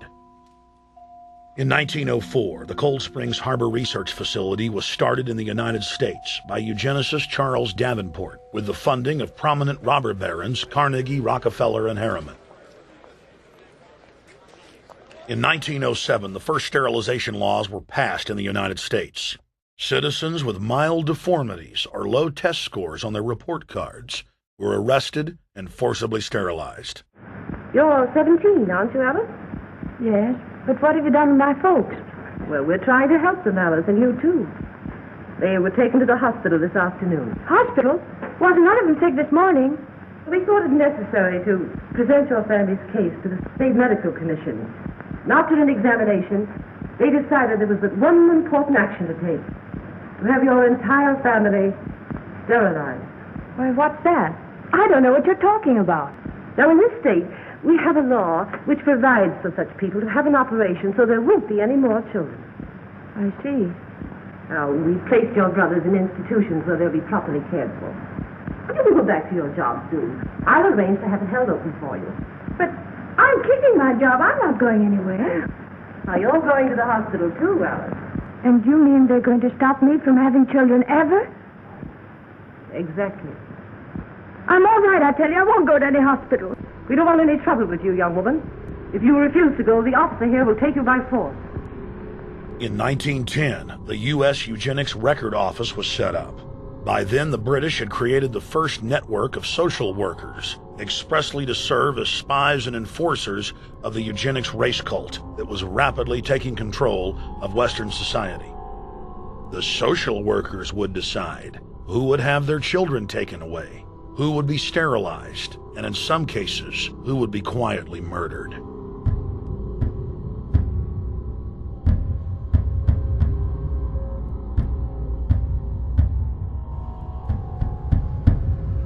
In 1911, the Rockefeller family exports eugenics to Germany by bankrolling the Kaiser Wilhelm Institute, which later would form a central pillar in the Third Reich. At the 1912 International Eugenics Conference in London, eugenics becomes an international craze and gains superstar status. The futurist and best-selling sci-fi author H.G. Wells had studied biology under top eugenicists and was spreading the new faith worldwide. In 1916, H.G. Wells' lover, Margaret Sanger, starts her promotion of eugenics in the United States. In 1923, Sanger receives massive funding from the Rockefeller family. Sanger wrote to fellow eugenicist Clarence J. Gamble that black leaders would need to be recruited to act as frontmen in sterilization programs directed against black communities. In 1924, Hitler pens Mein Kampf, or My Struggle, and credits U.S. eugenicist as his inspiration.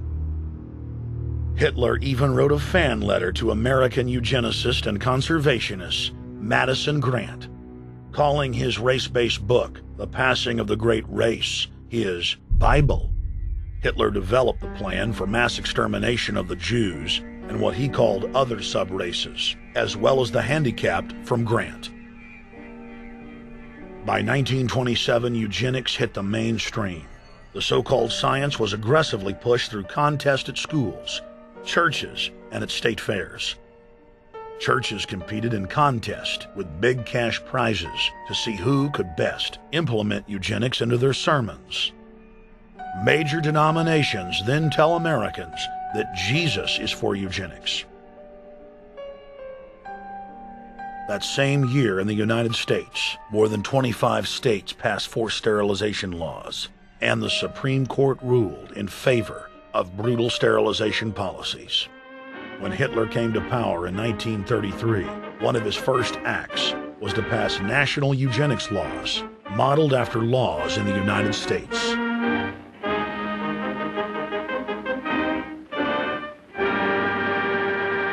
The 1934 film Tomorrow's Children brought the eugenics agenda to the silver screen in the United States. In the case of Miss Mason, I can see no reason for the operation that's been recommended. The girl is perfectly normal. She's hard-working and has a good reputation. Do you know anything about her family background? Oh, yes, Your Honor, I do. There are several other children, aren't there? Yes. What is their condition? One is a cripple. Two others might be classed as feeble-minded. Isn't the oldest son in jail? Oh, yes, I believe so.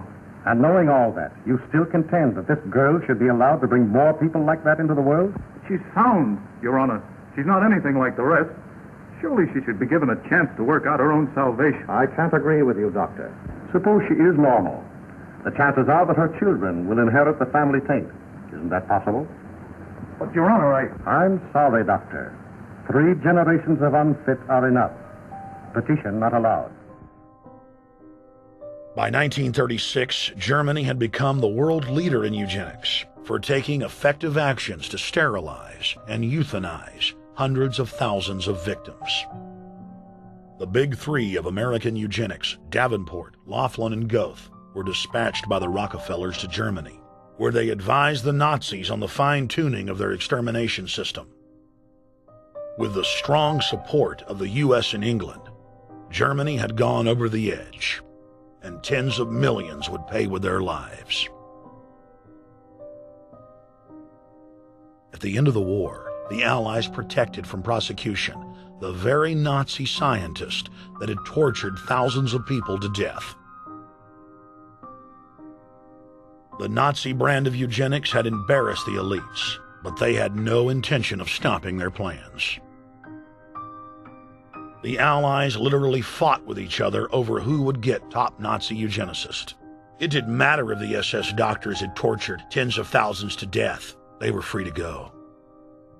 The Angel of Death, Joseph Mengele, and his boss, Ottmar von Verscher, were not prosecuted, and von Verscher even continued his work in Germany after the war. Eugenicists were angry that their great work had been exposed. They then scrambled to camouflage their agenda. Eugenics Quarterly became Social Biology. The American Birth Control League became Planned Parenthood. New terms like transhumanism, population control, sustainability, conservation, and environmentalism replaced racial hygiene and social Darwinism. Many eugenicists of the previous period engaged in what they called crypto-eugenics, purposefully taking their eugenics beliefs underground. They became highly respected anthropologists, biologists, and geneticists in the post-war world.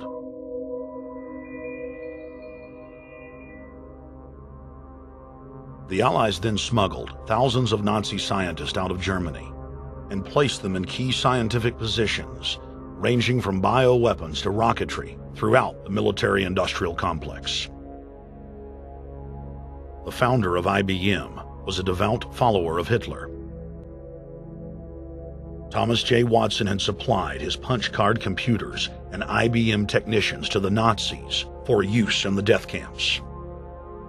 Tattoos on camp victims were IBM human identification numbers, which fed into the computers.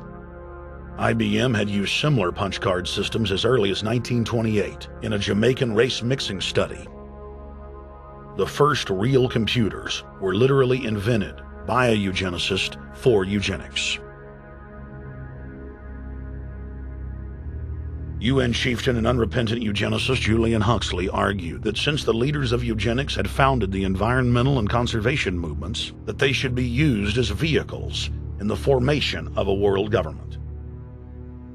Just as H.G. Wells had envisioned, this government would be controlled by a scientific dictatorship and would be guided by the principles of eugenics.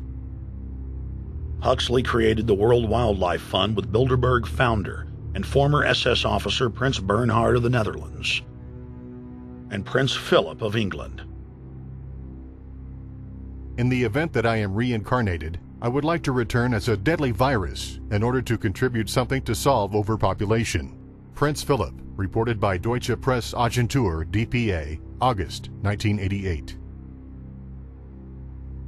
Aldous Huxley, author of Brave New World and brother of Julian Huxley, gave a speech at Berkeley in 1962, shortly before his death. He admitted that his best-selling book, Brave New World, written in 1932, was based not on fiction, but on what the elite were actually planning to implement. And here I would like briefly to compare the parable of Brave New World with another parable which was put forth more recently in George Orwell's book 1984. I'm inclined to think that the scientific dictatorships of the future, and I think there are going to be scientific dictatorships in many parts of the world, will be probably a good deal nearer to the Brave New World pattern than to the 1984 pattern. They will be a good deal nearer, not because of any humanitarian qualms in the scientific dictators, but simply because the Brave New World pattern is probably a good deal more efficient than the other. But if you can get people to consent to the state of affairs in which they are living, the state of servitude, the state of being, well, it seems to me that the nature of the ultimate revolution with which we are now faced is precisely this, that we are in process of developing a whole series of techniques which will enable the controlling oligarchy, who have always existed and presumably always will exist, to get people actually to love their servitude. People can be made to enjoy a state of affairs which, by any decent standard, they ought not to enjoy.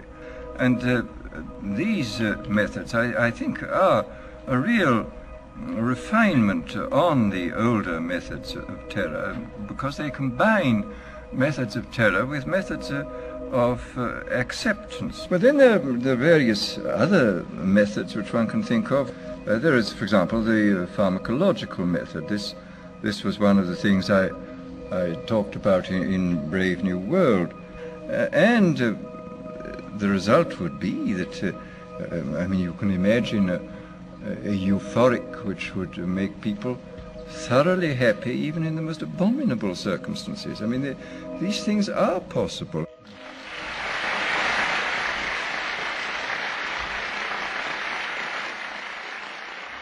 The elite have left a massive wave of destruction behind them as they cold-bloodedly experiment on civilian populations as if we are lab rats. A string of congressional investigations has uncovered more than 20,000 secret tests that were carried out against the American people between 1910 and 2000. One well-known eugenics study, the Tuskegee Syphilis Project, killed hundreds of blacks and spanned 40 years until whistleblowers exposed it in 1972. From 1943 until present, the British have tested lethal nerve gas on their own personnel, on land, air, and sea. Many died instantly. Still others died grueling deaths over several years. The federal government commissioned secret radiation experiments on thousands of non-consenting patients. Hundreds of hospitals in the U.S. injected healthy men, women, and children with uranium and plutonium at dosage levels ranging from non-therapeutic to lethal, killing many of the test subjects. Pregnant wives of GIs were given vitamins by base doctors that actually consisted of highly radioactive uranium-239 and plutonium-241, resulting in violent miscarriages and the death of the mothers.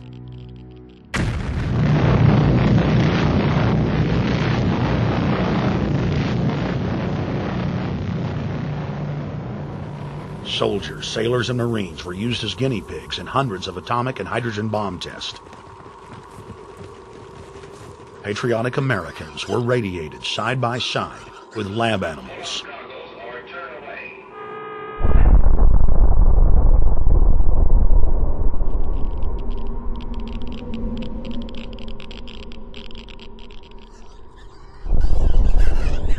Pilots were forced to repeatedly fly through mushroom clouds of DNA-destroying radiation.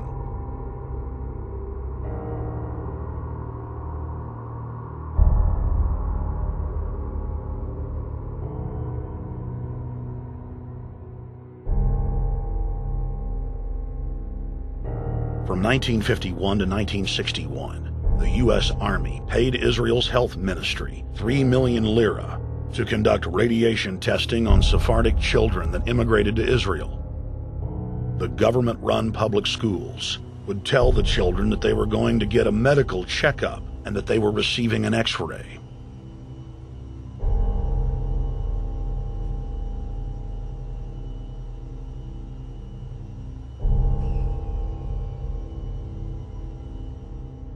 The Pentagon had already radiated more than 4,000 institutionalized children in the United States, many of which had died.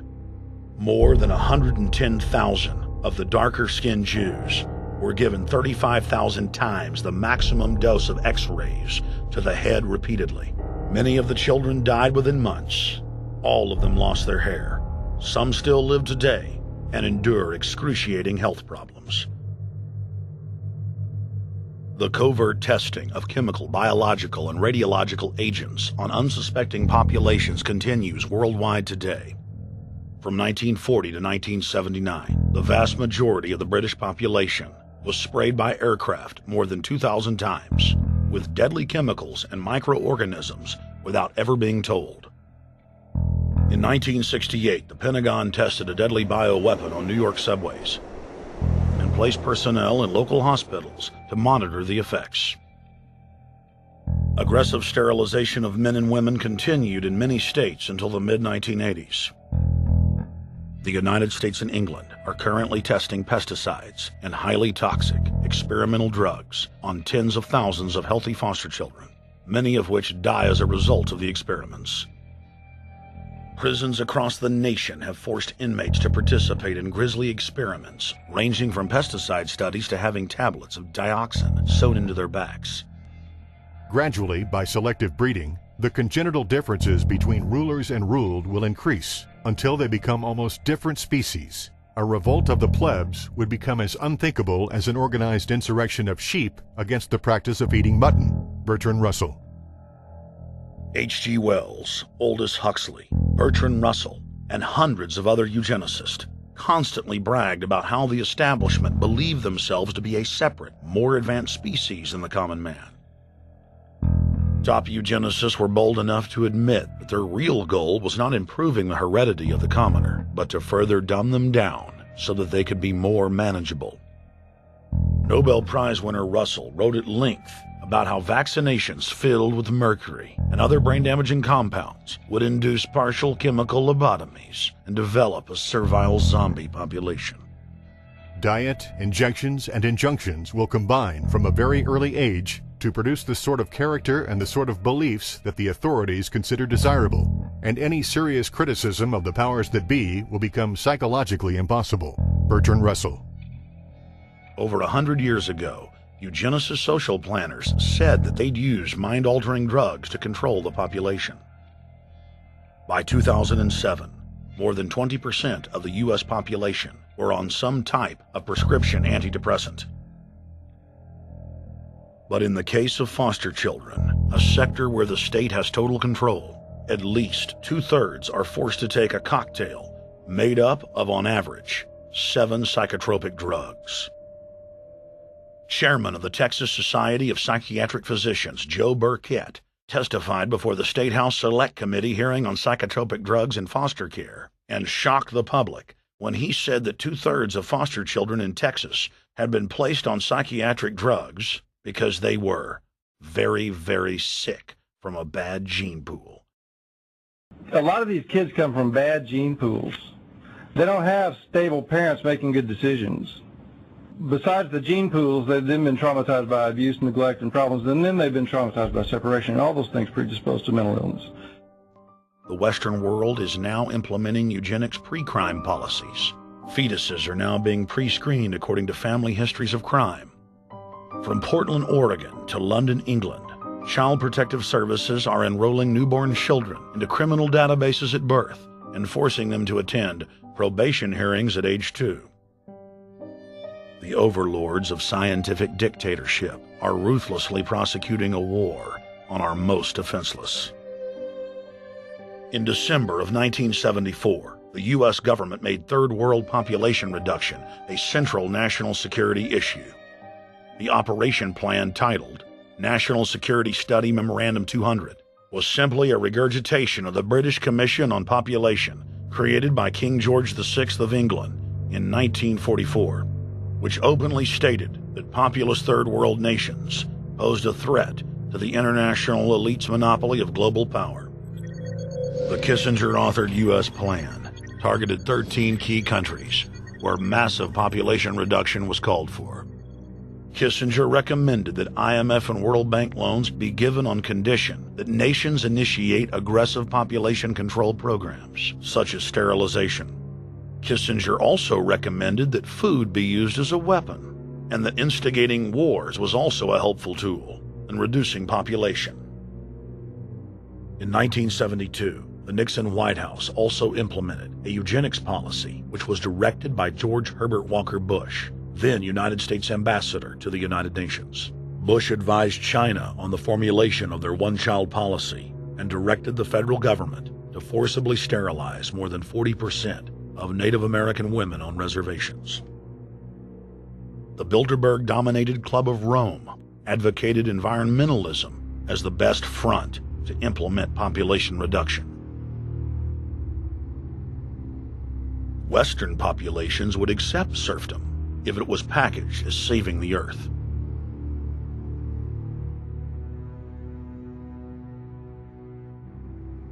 Industrialization of Africa, Asia, and Latin America could be blocked. Citizens would more willingly give up their national sovereignty if it were sold as a way to help the planet.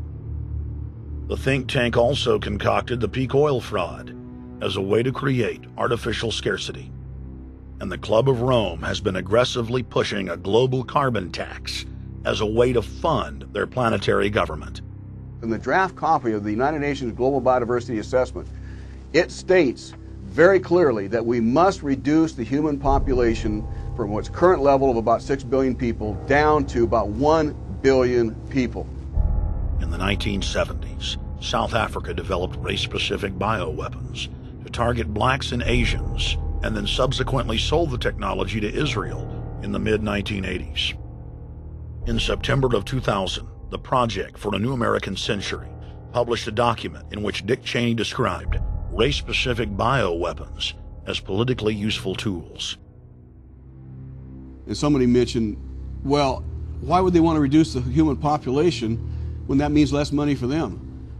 Most people have no idea. They're not after money. They have all the money they need. They're after power. That's their aphrodisiac. The overlords of the New World Order are now aggressively pushing for a worldwide one-child policy. The Chinese one-child policy was phased in gradually. In the 60s, when it began, you only had to pay a tax penalty.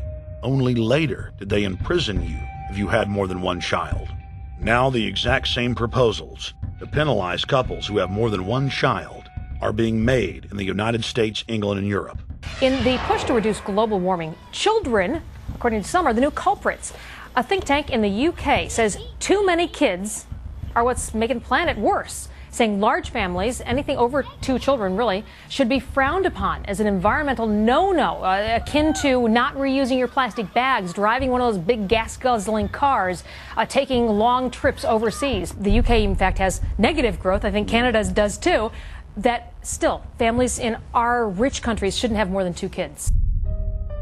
In 1998, Ted Turner pledged to give more than $1 billion to the United Nations to be spent in the implementation of population reduction policies planet-wide.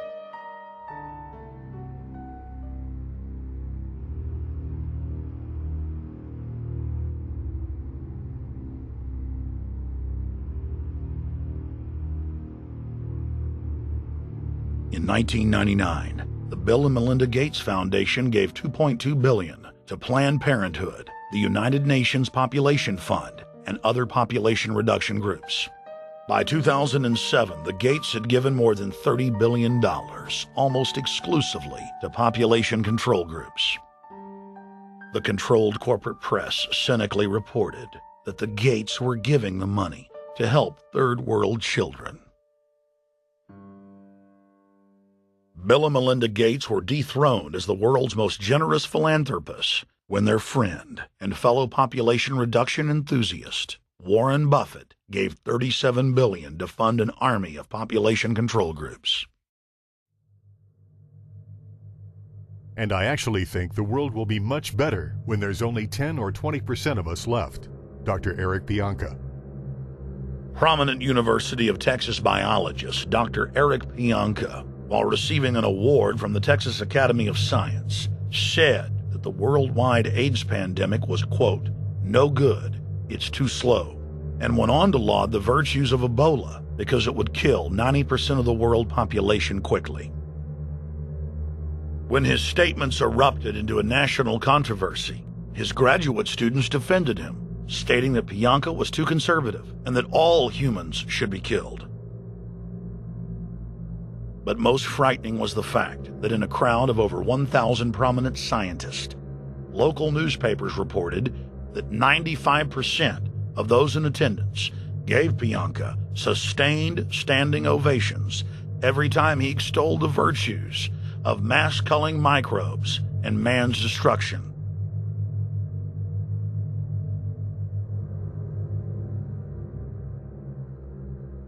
China was able to turn the corner and become the leading world superpower because they have a police state and they are able to force people to stop reproducing. Dr. Eric R. Pianka. The eugenics movement has now shaken off much of its Nazi baggage and is using people's legitimate concern about the environment as a cloak to conceal their real agenda. Everyone wants to breathe clean air and have good water. But the controllers of the environmental movement have done nothing but co-opt people's concerns and parlay it into support for global policies that further destabilize the third world and create untold misery. Phony environmental and conservation groups are now the biggest private landowners in the world. They lobby government to take property away from local populations, only to develop it themselves later. When the U.S. military dumps millions of gallons of nerve gas on the east coast of the U.S., they don't say a word. Thousands of companies are creating transgenetic cross-species hybrids, splicing plants, animals, and insects, and releasing the new organisms into the global biosphere, vandalizing the very genetic code of the planet. And large environmental organizations do nothing. The corporate elite of the planet intensified their push for a global taxation system with a year-long build-up to the live Earth hysteria held on July 7th, 2007 on 7 continents. World leaders announced that saving the Earth was the new organizing principle for humanity and hailed it as the planet's new religion. They claimed that CO2, which plants breathe, was killing the Earth, and that we must reduce the number of children we have to curtail our carbon footprint. Countries across the world marked the day by passing new carbon tax schemes and raising taxes on gasoline, natural gas, and electricity. It is a scientific fact that the sun is the main driver of planetary climate, and the measurements are clear. The sun is becoming hotter, brighter. It has been slowly increasing thermal output in the last 100 years, causing warming not just on Earth, but throughout the solar system. But the scientific facts and even the order of the planets didn't matter to one of the chief organizers of Live Earth, David Mayer de Rothschild, heir to the British arm of the Rothschild fortune, when we spoke to him. When I called Rothschild on the order of the planets, he just laughed, thinking the audience wouldn't get it. He continued to count on the population's ignorance and claimed that the global warming lobby has nothing to do with carbon taxes. I guess he hadn't spoken with his good personal friend, Al Gore. Global warming, the time for debate is over. I think what you have to realize is that being environmentally sensitive and making money aren't mutually exclusive. There's a lot of money to be made in addressing this issue. But you guys are gobbling up all the world's concern to just simply line your pockets and make kids read your book in schools and do all this. It's a business, just like you said, Rothschild. It's not. Do you think I make any money out of this? It's the same thing. It's the same thing your your money-changing ancestors did. They're in Germany, Red Shield, and I'm calling you out, Red Shield. We know it's a scam. A pollution-based tax system, principally CO2. We're causing it mainly, vast majority of it. The consequences are bad and will be catastrophic unless we act. The polar ice caps of Mars are receding at several miles a year, much faster than ours, and that the moons of Saturn and Jupiter are melting. In fact, several of their moons were ice and are now liquid seas. Now, how are SUVs causing that, David Rothschild? That's because those planets are closer to the sun, my friend. No, Jupiter and Saturn are not closer to the sun. Neither is Mars. Yes, sir. I think you'll find, right, that the very simple matter, and what I wanted to say, and this is my final point, forget your taxation theory, because actually it's not taxation. Put a price on the carbon. A tax is the best way. Cap and trade can also do it. If there were a carbon-based tax, would there be a need for an economy-wide cap and trade system? They are not either or. We can do both. I am in favor of both.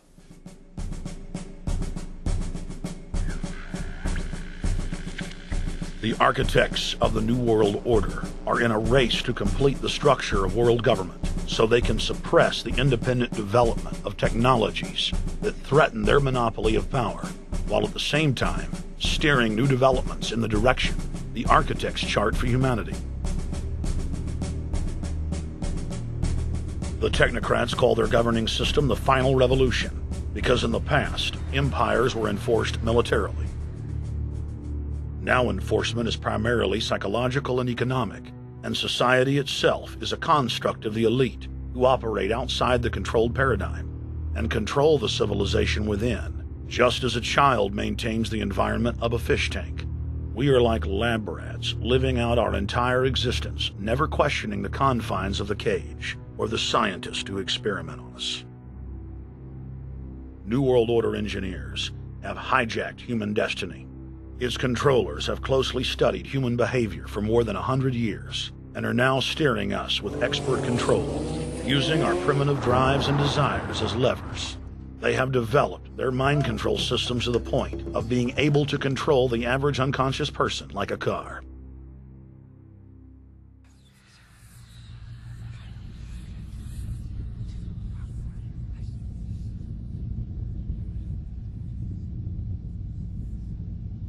Eugenics dominated the 20th century.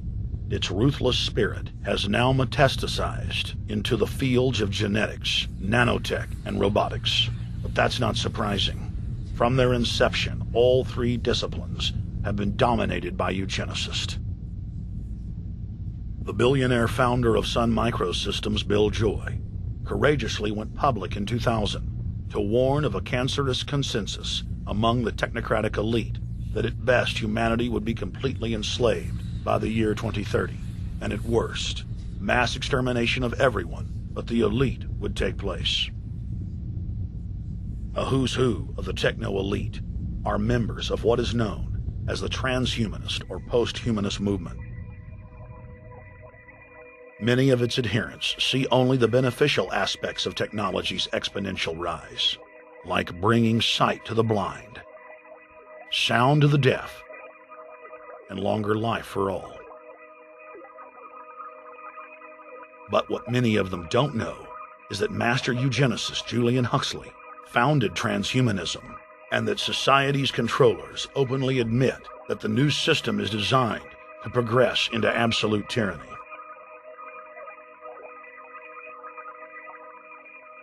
Leading transhumanist Ray Kurzweil boasts that technological advancements will allow those that can afford it to live forever, but admits that most won't be able to keep up with the new master race. The drive for world government is now all about who will control and have access to radical life extension systems. Biological evolution is too slow for the human species. Over the next few decades, it's going to be left in the dust. Transhumanists believe that they will attain the fountain of youth by merging with technology. Now, it may be within their reach.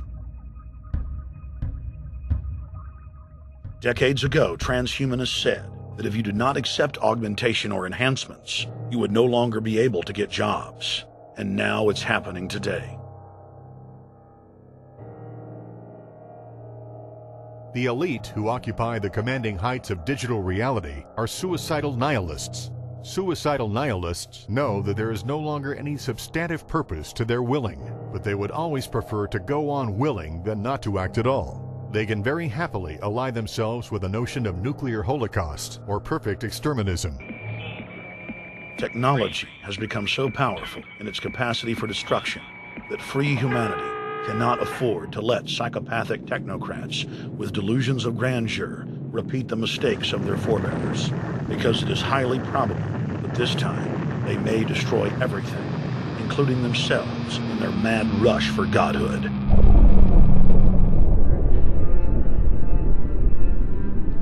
In this film, we have chronicled the Overlord's bloody orgy of experimentation, which already claimed the lives of more than 150 million people in the 20th century. And now, they are promising to deliver an invincible tyranny that will dwarf their past exploits.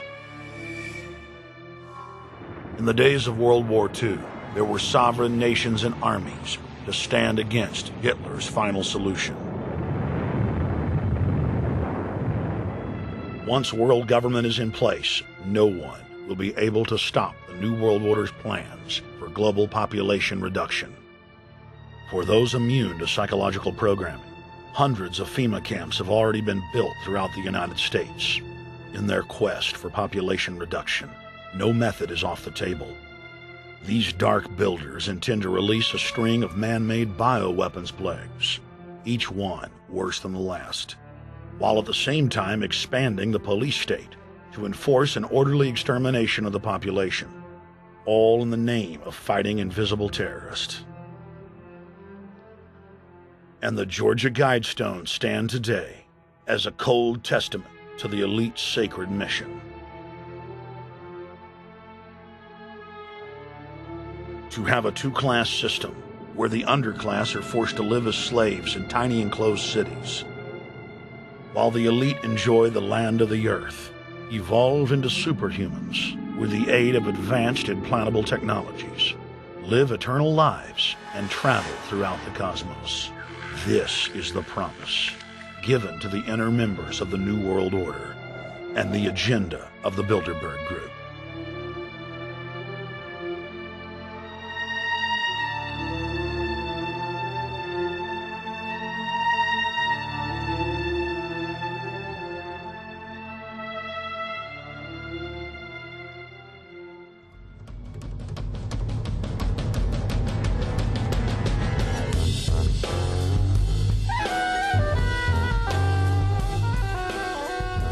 In 2007, Jim Tucker continued his 30-year quest to expose the globalist by traveling to Istanbul, Turkey, the site of Bilderberg, 2007.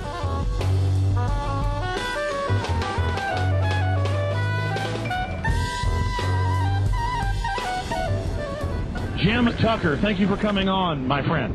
It's always fun. Jim, tell us what you saw today when you were out at the Ritz Hotel. We were at the Ritz-Carlton.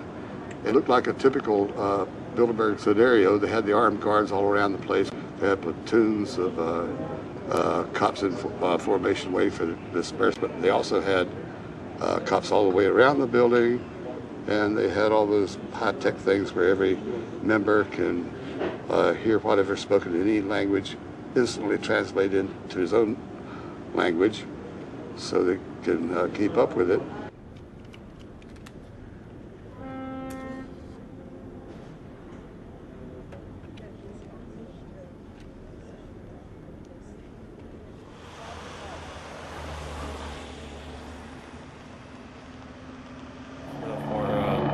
Spotlight then, I'm doing the same thing for American Free Press.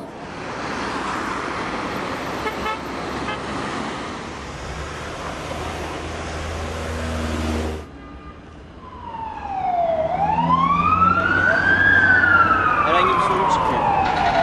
Hey, is the hotel open? Çünkü İngilizce bilen var mı? Ben bilmediğim için. Let's just ask him directly.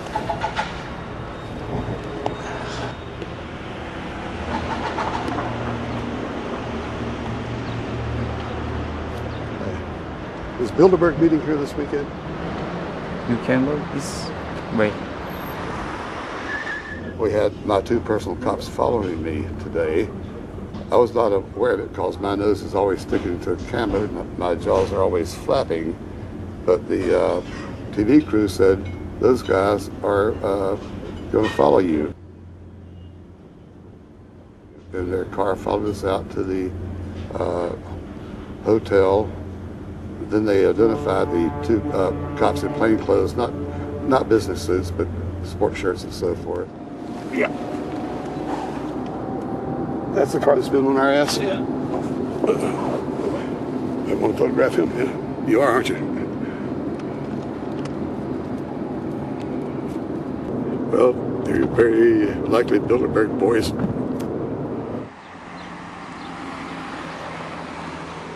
John Elkin, owner of Fiat and a fellow Bilderberger, thought that they could take a stroll off the grounds without being noticed by the commoners. I was thinking about that.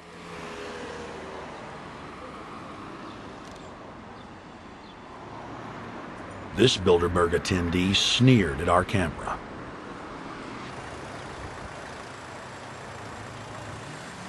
This carload of kingpins gave the media a murderous look and seemed shocked that they would dare point a camera in their direction.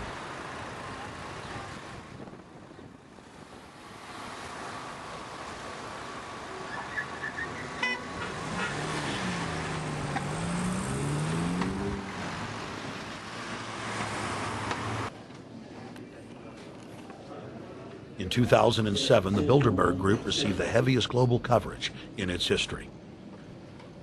Jim Tucker witnessed press conferences attended by hundreds of members of the media and a new generation of info warriors, like reporter Paul Dornanu of Romania, are tracking the elite, no matter where they hide.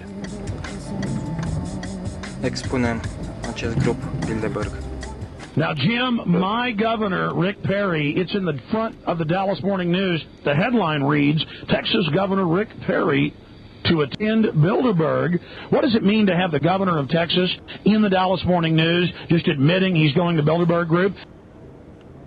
It means he's a potential president, even as the obscure governor of Arkansas, Bill Clinton, lost his virginity at the Bilderberg meeting in Baden-Baden, Germany in 1991, and he's elected president the following year. Now, if he goes nowhere in a run for the White House in the years ahead, they'll drop him like an old shoe. They do that often, but officially, Bilderberg considers Governor Rick Perry a potential president of the United States. Yes, it's a violation of the Logan Act, for which Bill Clinton's White House was fined $300,000, which means the taxpayers paid it. When Perry returned to Texas from Istanbul, we were determined to hold him accountable for his treasonous actions.